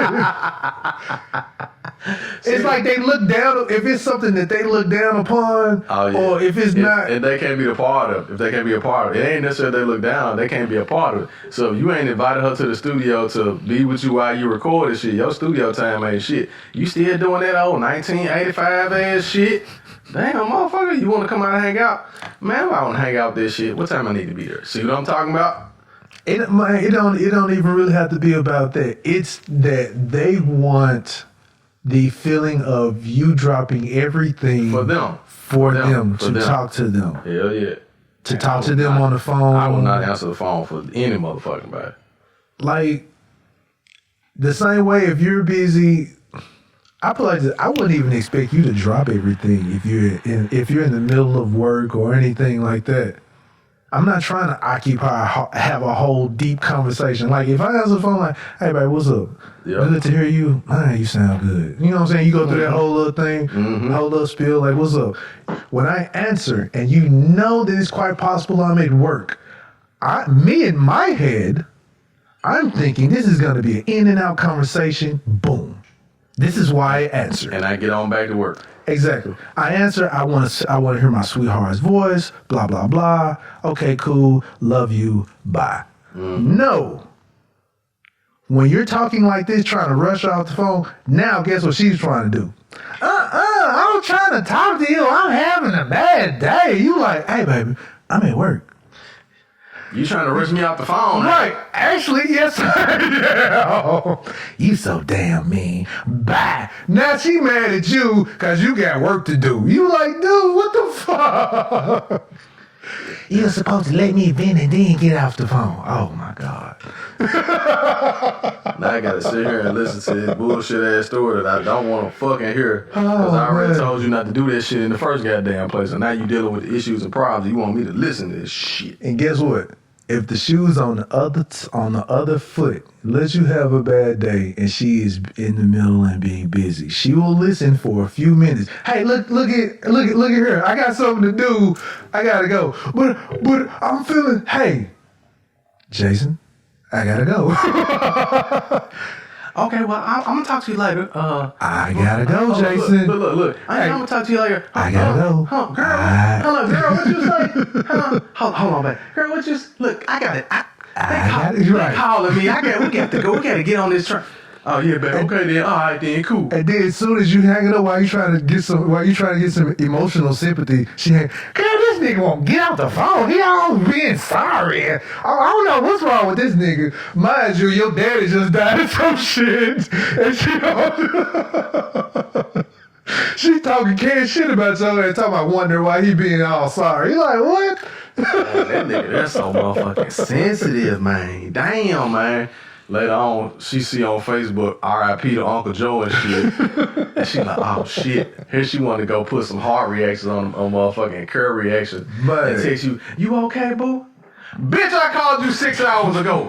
He could have been alive. I could have been in the hospital trying to give him mouth to mouth, bitch. And I was on the phone trying to tell you was sick. Fuck is wrong with you? He been dead. I'm sorry. Uncle Joe was my friend. Bitch, no, he wasn't. All I'm saying is, somebody said this a long time ago, and I implied it like this. There's a nigga out here putting up Holly Berry shit. Say what? There's a nigga out here putting up with Holly Berry's shit. Holly Berry shit. That would be true, sir. So no matter how fine the person is, no matter how male or female, hell, there's a female putting up with Mars Chestnut shit.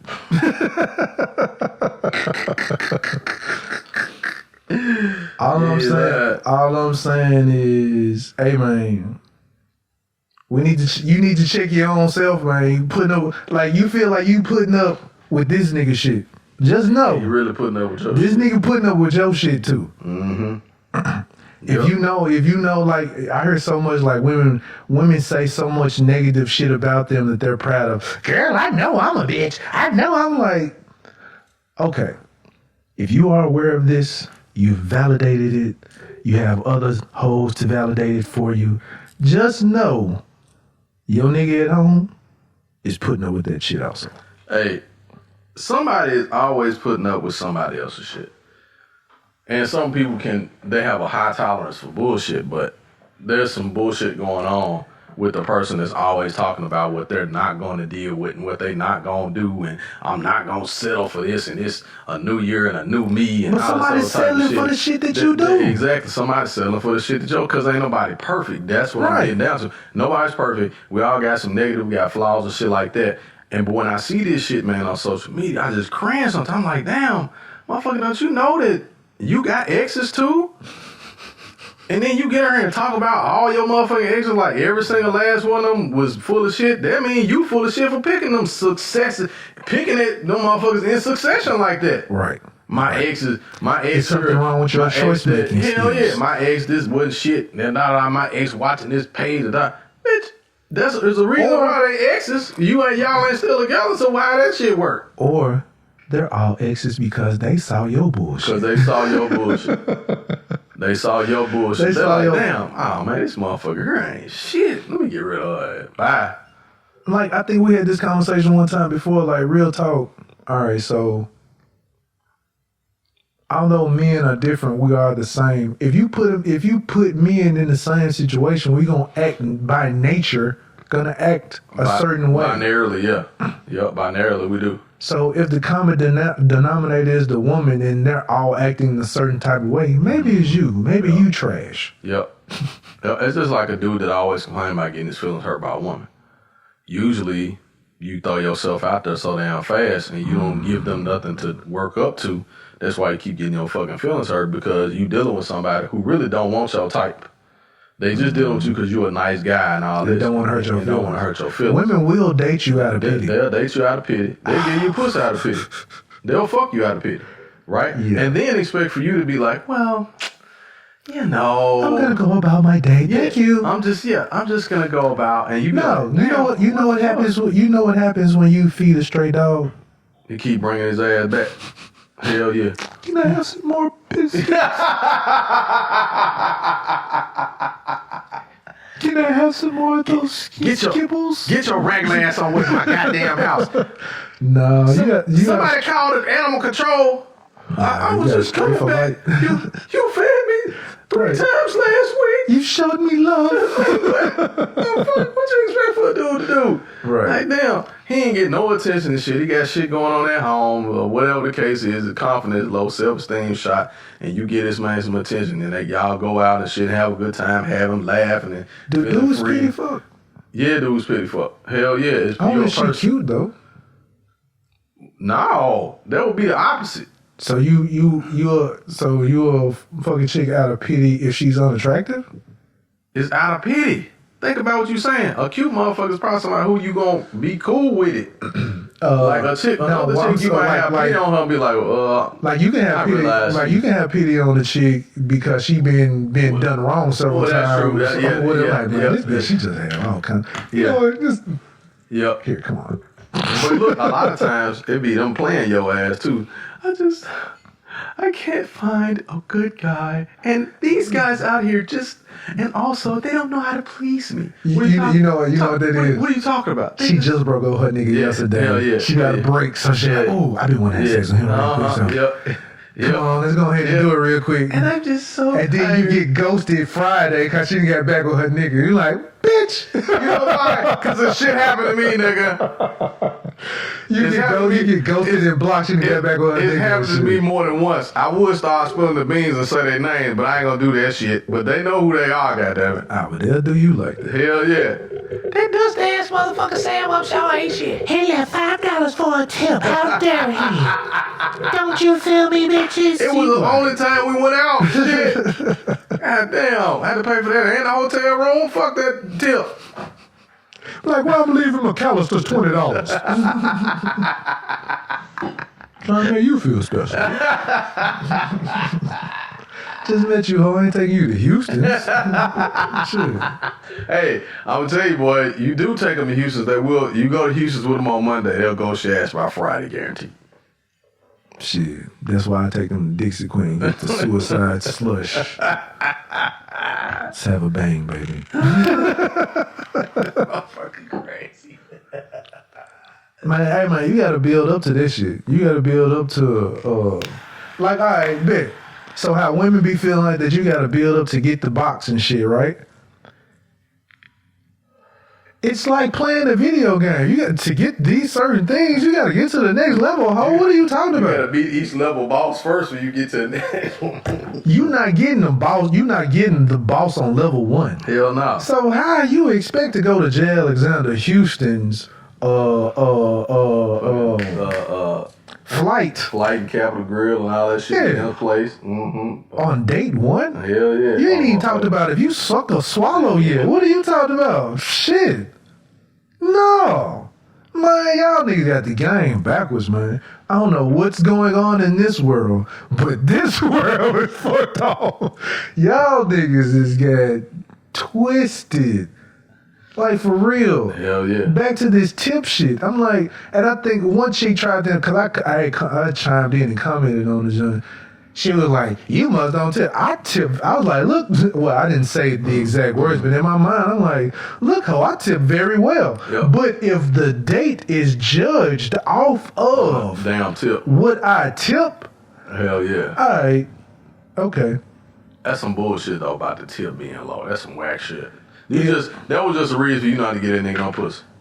That was a reason. She was just trying to, she was trying to find a reason to no longer talk to this nigga, probably, to get out of it. Like, I could, you know what? I just couldn't do it. You left a $5 tip, and it was supposed to be 15. Hell yeah. You are childish. Hell yeah. You are Hell childish. Yeah. Hell You yeah. like, oh my goodness, a Yep. tip. So a nigga in his mind like, but I thought it said $5 on the receipt, gratuity.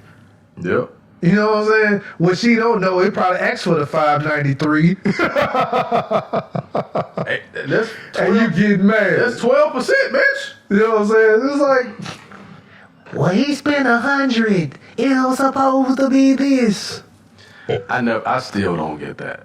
I still don't get that. That's what to do about a tip. That's just crazy. It's. I put it like this, and what I looked at, and looking at all the women response, it is just those type of women. I ain't saying all women. Those type of women who are like that. Those type of women are women who just want to find something to tell a man that he's not doing something correctly. Right, exactly. You supposed to be doing it like this. You supposed to be that way. No, you supposed to be tipping him what you were supposed to tip was $20. I don't know what's going on. I don't know what kind of man I'm dating over here. Got like, bitch, $5. Look, hey, if you wanted to contribute something else, you could have. That was the rest of the. I didn't want to break another big bill. He got the $5. Nigga, your face expression, you was saying that shit. I was over here dying laughing, man. Man, if you sweat the dude over a tip, that just mean your ass broke. Like, just be honest and say you broke. Hey, it's a dude on it's a dude on Facebook right now. I think you following him too. That is the voice of the poors. Oh shit, yeah. Hell yeah. Hell Mike Butler, Yeah, and he'd be hell like yeah. the poors. So if she's tripping over the tip, that is the voice of the poors. I can't eat no damn wing guru. I'm not paying no $16 for no wings. The poors Just will gonna have say it. The poors. Just say you're poor, baby. Just say you're poor. You just want to find something to complain about these because ain't no Dixie wings. Dixie Queen wings. you just want to find something to complain about. Just say you're poor, bitch. That's what you need to say. Because she know a little something about tips. She want to say something. I'm like, okay, all right, okay. Yep. And after this date, you think you ghosted me? No, ho, I ghosted you, and you never knew. She thinks she did something. Like, no, you was ghosted. Hey, have you? I was glad you quit calling. Have you ever wanted to? Have you ever wanted to fuck a chick and ghost her on purpose, just to do it? You said, have you ever what? Have you ever fucked a chick and then been like, man, I can't wait to fuck because I know I'm finna ghost her ass as soon as the shit's over with? Have you ever done that shit? Okay, so I have done that with like rekindling, yeah. So like an old chick. to get back at her. Yeah. So yeah. So you get them. So it's like you rekindle something. Like, man, you know what? She kind of did me dirty, but she out here looking good. Hey, babe, what's going on? You sliding there, you talk real good. She come over. You put that good USDA A++ pipe. Hell yeah. Well, you know where they wake up and they just be sitting there looking at you like, They got the dreamy eyes and they just already looking at you, and you wake up and they already looking at you like, damn, this bitch looking at me. Yeah, or before y'all fall And asleep, then I'm calling no she more. be in the same spot for 15 minutes. Yeah. I can't move. I can't move. Oh, okay then. And don't call them no more. And be like, man, tonight was wonderful. I'll talk to you later. I really want to be talking to you later, but... And look, 3 days go by. I only do that with them. 4 days go by. Damn, I'm just trying to see if you alive and shit. Damn, you dead, ain't it? Your phone must don't work. It was like, no, bitch, that box was dead. That's what it smelled like. Ah, damn. That's some cold shit. Damn, some cold shit. Would you hit the box if it smelled? No, hell no. That's a whole different conversation. But I did one time back in the day. I did one time, and I'll never do it again. I don't think I can do it. No, I can't do it. And that's the same way that I wouldn't Especially expect. now that I got older. Especially get old. I definitely wouldn't expect a woman to have sex with a dude whose dick smell like garbage. You know what I'm saying? Yeah. Like, nah. You know, nigga been hooping the shit all day long. He want to go get some pussy and pull his dick out. It smell like motherfucking. Now some women like that. Yeah, some of them do. Some women like that musty smell type shit. Like, no, like, baby, hey, I gotta take a shower. I gotta take a shower. Hell yeah. Cause you gonna come back up to kiss me, Yeah. and I don't want to smell the must in my nose. My party call this shit stinking dick. This is what he calls it. All right, no. No, that is not a good thing. At all. I don't want to smell my hair to the hairy must on my face. No. I'm gonna take a shower, baby. I'm gonna take a shower. Ooh, there's some seasoning. No, it's not. No. But to your question, yes, I did it once, and it was wow.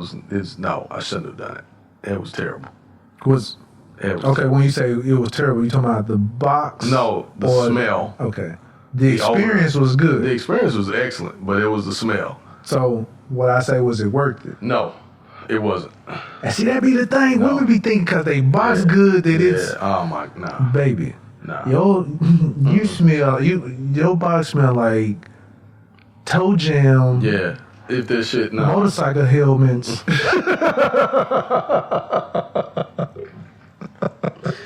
God damn. And tumbleweeds. Like, no. Oh shit. Uh-uh. Oh my god.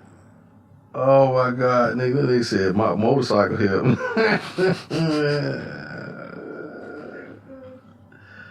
For real, shit. but I, like I said, just know. I mean, this, like I said, this goes back to just know that while I mean, this go for me, this go for you, this go for man, woman, the relationship period. Yeah. While you're complaining, somebody's complaining about you. Somebody Why you can complaining about? So why I say this, somebody can complain. Yeah, somebody can complain. Just because they are not, does not mean that they cannot complain. I'm an advocate of if it's not a deal breaker, if it's not breakup worthy, if it's not breakup worthy, it ain't nothing to talk about. what am I making mention of it for? Hell yeah. Hell yeah. Like, yeah, baby, your breath stinky, you got halitosis, but And it could be I something. love and care about you. It's not a deal And breaker. this could be something that I could probably help you with. Exactly. It's not a deal breaker though. But at the, you know what?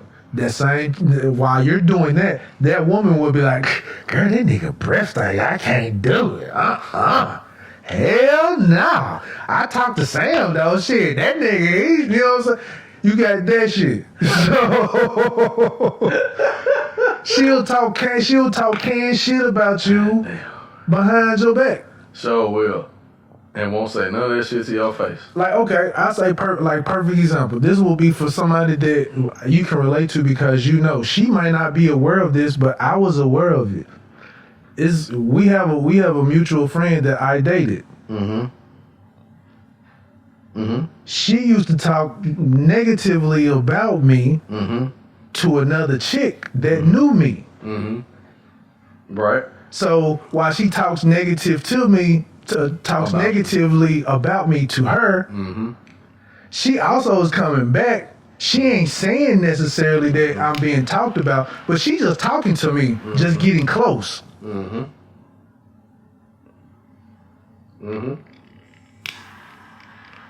And at the same time, she telling that girl, it's like, girl, that ain't no big deal. Why you even tripping over it? This, that, and other. I know who I know who you talking about. He do so and so, this, that, and other. If it's not a big, what's a big deal to some may not be a big deal to others. That's true. And if it's something that's minute, it's like, why? Yeah, why is this even an issue? Right. It shouldn't even be a conversation. Or like, all niggas do this. Yeah. All niggas just play video games. Yeah. All niggas, like if you meet a nigga who don't play or even like video games, you might not even like this nigga because most niggas who like video games have some type of testicular fortitude. Off top, we'll just say that. If he don't, then nigga like ballet. Yeah.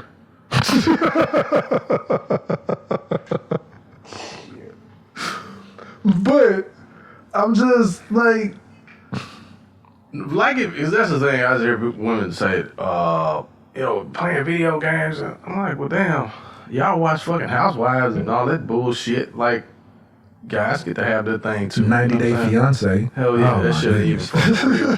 That shit's so fucking fraudulent. Bridezillas and shit. You're like, oh man, That shit what fraud. nigga is enjoying to watch Bridezilla? If you got a nigga who enjoys, now I know we stomach it. For they say, I know we can watch it. We do watch it. We have watched he's it. like, Bridezilla! But if you have a nigga who loves Bridezilla, hey baby, we watching Bridezilla today. Again, if he turns to you and say, hey baby, we watching Bridezilla today. Did you even see how I did my head when I did it? It just even happens just unnaturally. Hey baby, we watching Bridezilla today. That nigga loves the ballet. That nigga is a ballerina. That nigga is Tinkerbell. That nigga is one of the missing lost boys. Damn. This boy from Never Everland. Never, never. Damn. That's some cold shit. So yeah, it's again, just know somebody's putting up with your shit. I know somebody be putting up with mine. Somebody's putting up with your shit. I don't feel like I'm that difficult. I know I can be, but at the same time, I'm like, hey, bitch, it's worse out here. There's always options, man. There's always options. And I think that's the thing with looking at Facebook. I think that's the biggest fear women hate. They hate that it's a lot of options out here, and you might not like them for who they are. And real quick, I'm going to say this too. I've heard this said time and time again. I'm not going to be your option. I'm going to be your number one. First of all, in order for you to be number one, you got to be an option first. It's always optional for me to continue to talk to you. It's optional for me to continue to date you. It's optional for me. Because there are options on the Because there's menu when you options pull on up the in the menu. drive-thru. Right. So I don't have whatever your number one is. Exactly. I have to select through the options first. Exactly. And what I particularly like, you may not go and order the same thing off the menu. There may be a popular menu item, but there's several other things that other people like that they don't like the main one. And so when I see that shit, I'm like, women think that they're a custom fit for everybody. yeah, they do think they're a custom fit for everybody, and that's absolutely wrong. You can't be. It's terribly wrong. You cannot be. If you custom fit for everyone, there's going to be something that spills over that you have to continuously fill up, or it's going to be something that is not going to fit. Period. Yeah.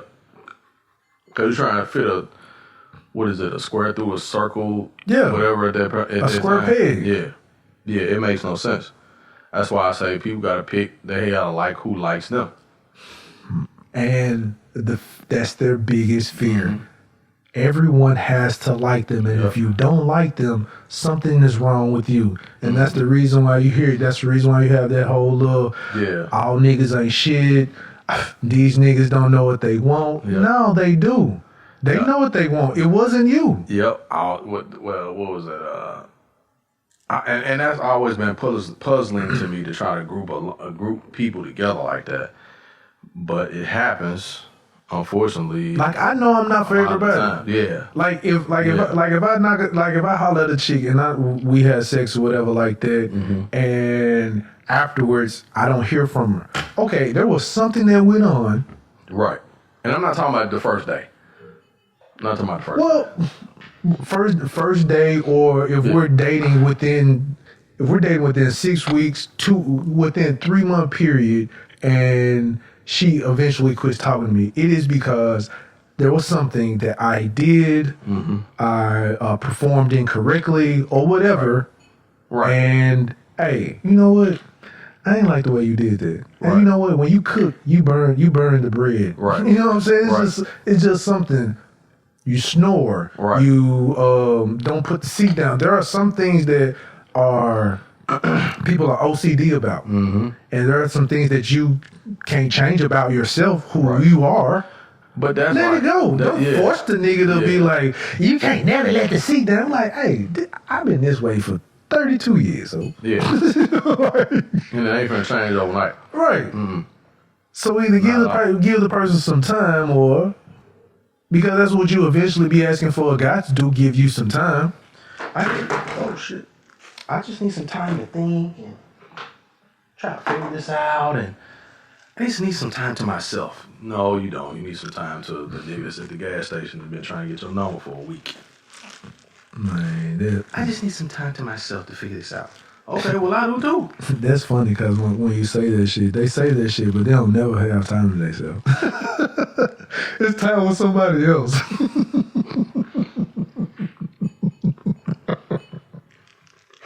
That'd be the funny shit. I just need some time to myself, and while you giving them some time to themselves in your head, they out with another. Dr. Reynolds. Dr. Reynolds. I'll speak to you later. I have work to do, Dr. Reynolds. Used to be Jabbar, now you're at Dr. Reynolds.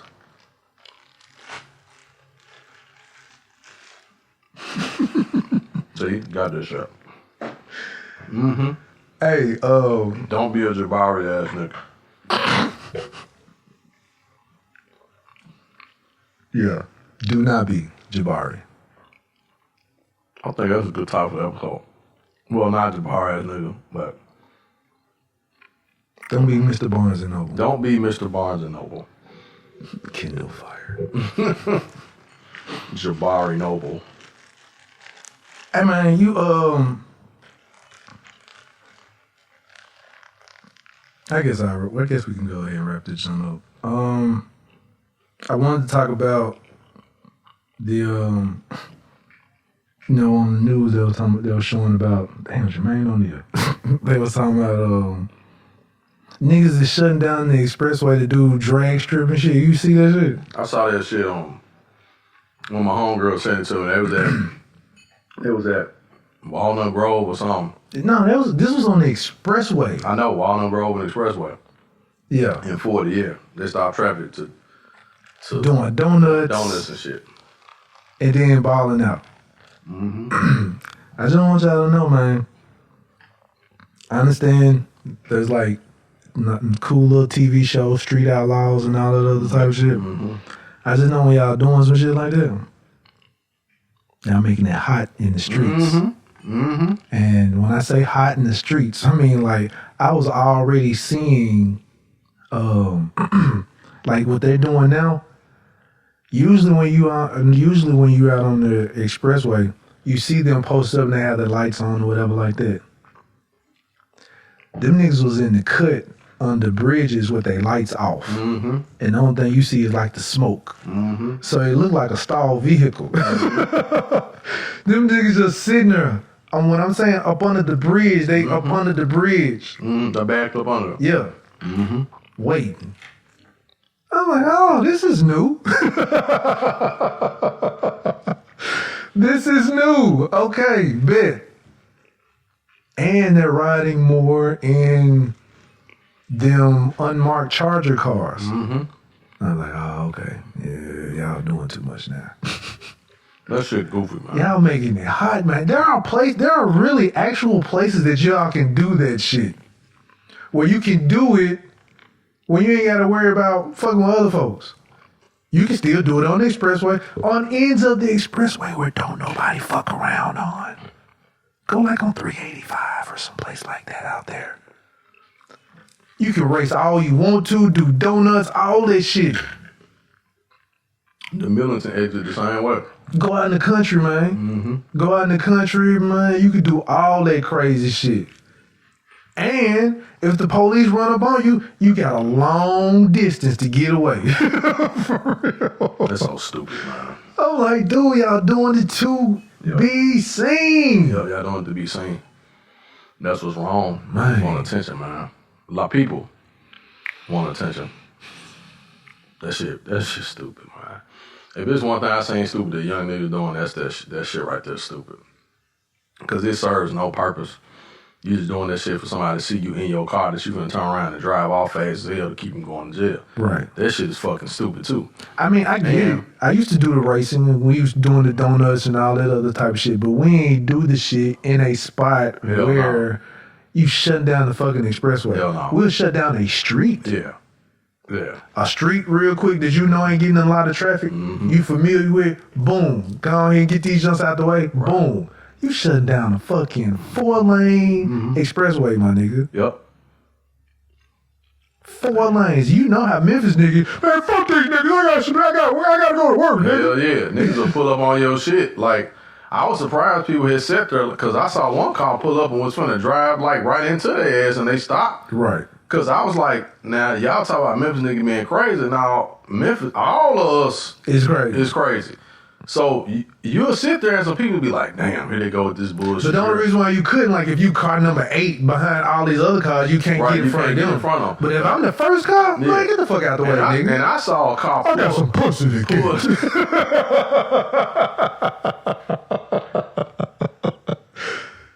Don't they know who I am? Mr. Barnes and Noble. I gotta get some pussy. Shit. She fucking Tariq out here in these streets, nigga. Alright, that's it. That shit was perfect too. Nigga, man. Nigga. I gotta get some pussy. Y'all out here doing donuts in the street, nigga. And I'm trying to get into this goddamn donut. Jabari ass nigga. Oh, man. Don't be like Jabari.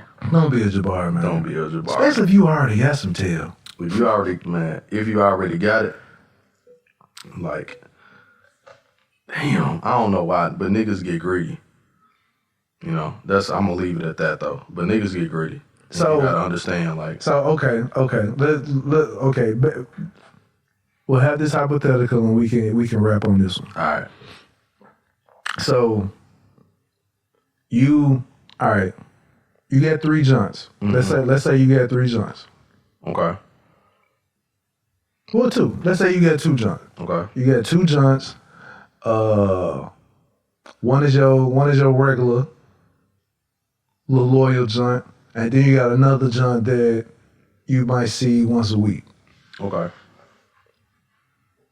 Your regular joint found a new joint. Okay. All right. You gonna be mad that she found a new joint? Sometimes you will. Being real about the situation, because that go back to what we were saying earlier about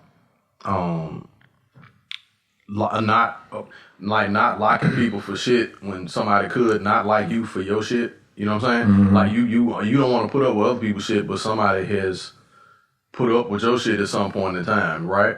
Or could say the same shit about you. But is it the fact that somebody's showing appreciation for? Because I put like this: your everyday joint, you ain't treating good either, though. I would say. Yeah. I mean, you treat her like y'all been together for years. Pretty much, I just put it like that. It ain't like the in-between green shit where it's the new relationship. Yeah. You treat her like y'all been together for years or whatever like that. So sometimes it's unappreciative, I say. Yeah. But she goes someplace else where she's appreciated. You gonna be messed up about it? If she goes someplace else, will she been appreciated? Yeah. Damn. Well, if you get to the point where you don't treat her like she number one, then yeah, she is gonna dip out. You know what I'm saying? I mean, I know she gonna dip out, but I'm saying, are you gonna be messed up about it? I wouldn't be messed up about it. I mean, I would. No, take that back. I probably would, because now I'm like, damn, I miss her. Or I miss what she do for me. Or I miss how she make me feel the time. Even though you got the other junk that you see. Yeah. Because it's you like women. You like different women for different things. Right. So, you know, like it may be her. It ain't always got to be about fucking. It could be, man, we always have fun talking about such and such and such and such. Like I know when I talk about this, that, and other, she gets me every time with that shit. Like, and she might not have that fattest ass, or she might have whatever, but she just the one I connect with at 80%, or at the one I connect with at 75%. There's other two, you may connect with them at 25. You know what I'm saying? You may connect with them at 19% on this one, and then it's just 16%. Yeah, and it's just fucking, right? And then y'all talk a little bit. One of them is like, man, she nice, but when I get to talking about this podcast shit, or I get talking about this, man, Jordan collection shit, whatever, she don't get that shit. She be talking about some damn Finny. I don't know nothing about no damn Finny. You know what I'm saying? That's, you see what I'm saying, how it goes. And then the other one might just be like, we met, she shot a shot at me, or I shot my shot. She jumped at it. I already knew it was going down. We smashed 3 times the first week, you know what I'm saying? And now, she just kind of like on the team, you know what I'm saying? Because she cool and she loyal or whatever. But she ain't like this one over here that I lose. But then I'm like, I lose this to another dude. Right. I think you could lose her and it not even be another dude. It could just be she just decided like, you know what, this nigga really ain't giving me 85%. Most of the time. Hold on. I won't say that. What happens is this. This is. It's always gonna be the opportunity for another dude, regardless, because women have options. I keep telling folks this shit. True. Women have they already got in mind a dude they want to slide into after whatever. Yeah. And I ain't saying that time away is gonna be 3 years. This shit might be 3 days, and then she on hanging with somebody else. You know what I'm saying? Mm-hmm. But it doesn't always have to be like right away. It's another dude. Now another dude gonna come in the picture. Especially if you've been neglecting her and you ain't been spending as much time with her, you ain't been talking to her as much. Y'all done started getting into it a little bit where y'all didn't do it. You know what I'm saying? If she has left you, she feels safe to do so because she feels that option is there. Yeah, or she feels like, okay, well, this nigga taking me for advantage. Now he got to come chase after me. You see what I'm saying? A lot of times they deal with what they figure is gonna hurt you most. Is it gonna be that you find out they fuck on another dude? Is it gonna be that you just ain't fucking with them at all? Is it gonna be they not communicating with you at all no more? Like they'll try to get at what they think is gonna fuck with you the worst, if that be the situation. If they be, you kind of serious with them, they gonna try to find what's gonna hurt you. I think I will be fucked up about it. That's what I'm saying. Like I don't think any guy wouldn't be fucked up at all. It just the degree of it's the level of the level of. But my level would be like sitting outside the house level. I'll be on that shit. I'm doing that shit. I'm not doing that shit. Now when I say sitting outside the house, okay, there are 2 type of niggas who sit outside the house. All right, give it to me. There's a nigga who will just sit outside the house and look. Okay. And then there's a nigga who will sit outside the house and do some action while he's at the house. Right. I'm the nigga who doing action for me to see for myself what the fuck going on in your house. Well, I've done that before. I've been the nigga who come through, kicking in the door, waving the yawk. Damn. What the fuck is going on up in this junk? Who the fuck is this nigga? I ain't doing that shit. So I've done that a few times, and I'm not saying like I'm proud of it, but it has happened. I've been that nigga. To me, it's useless to go sit out somebody's house and you ain't doing nothing. It's useless. If you finna do that, you might as well sit at the house and keep calling their phone. You're just looking to see. You're looking to see if she's inside, if she's in there with somebody. You ain't gonna never see that from the outside. Yeah, I know that, but I'm giving you the so-called logic behind it. True. And so that's the reason why I kick in the door so I can physically see. Oh, okay, so it is what I thought. This is how you get to trust. This is how you get to trust your intuition. My gut was acting this way. I'm like, okay, all right. Cause sometimes you can be fooled. They can fool you and make you think like you ain't believing what it is. You're like, oh, okay. Oh, I thought you was out here had another nigga over there. No, see, you just be tripping. Like, oh, okay. Yeah, I do be tripping sometimes. I'm not doing that shit. I am not doing that shit. If she got somebody, I may have to just be like, damn. But you have to find out.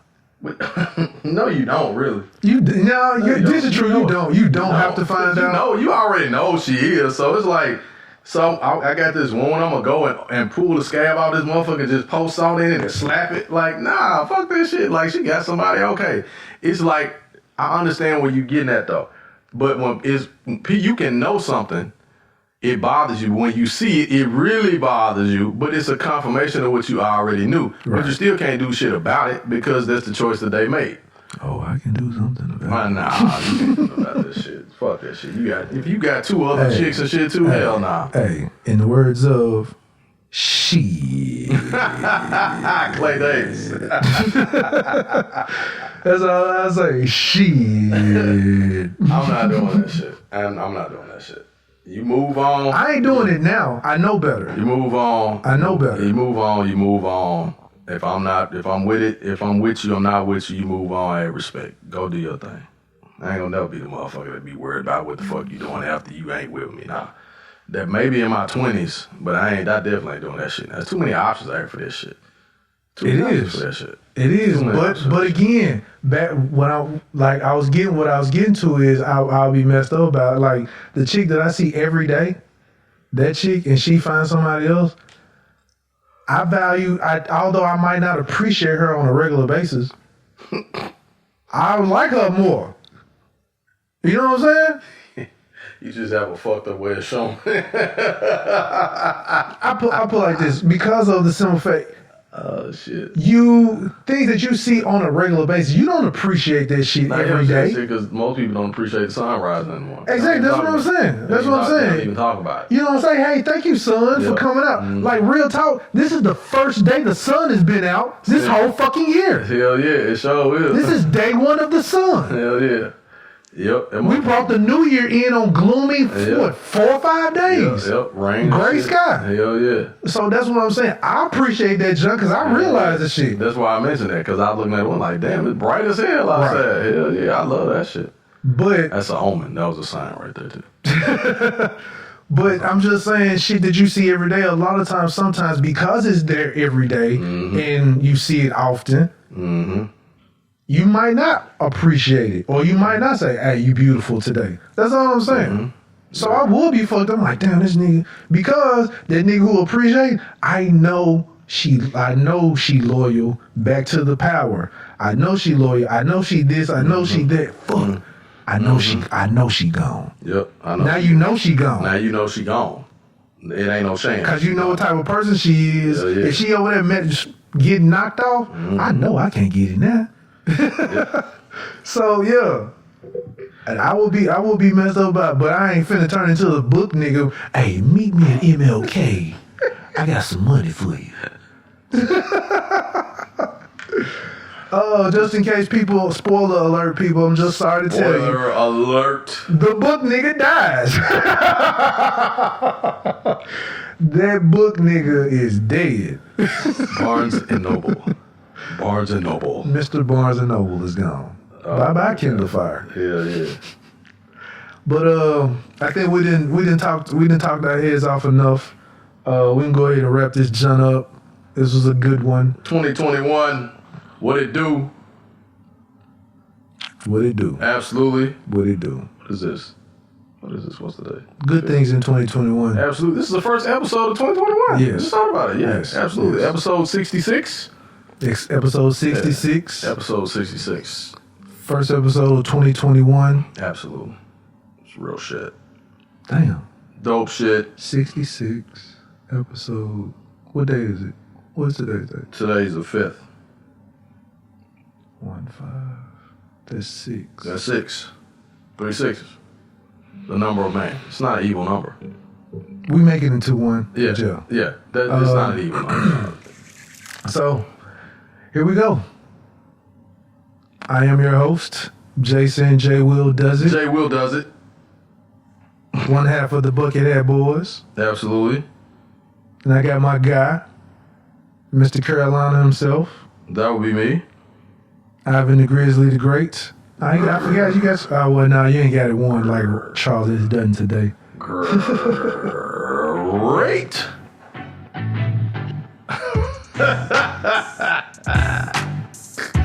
Now I see why you probably get ghosted, sir. Damn. Yeah, that's fucked up. I'll take that back. No, man, it's okay. I get ghosted all the time. This shit don't bother me. I get ghosted all the time. You know what? You probably might get ghosted because I'm like, you know what? He's a good guy. I don't want to be a savage with him. Not in the right space. Yeah. It's cool though, man. I'll be your whore. I don't care, lady. I don't care. I'll be your Whores are welcome. your late night thing. After you're upset with your boyfriend, you call me 12:30. I come over, my gray joggers. With the temperature check first. With the temperature, yeah, absolutely. The temperature check first. Absolutely. Temperature check and hand sanitizer.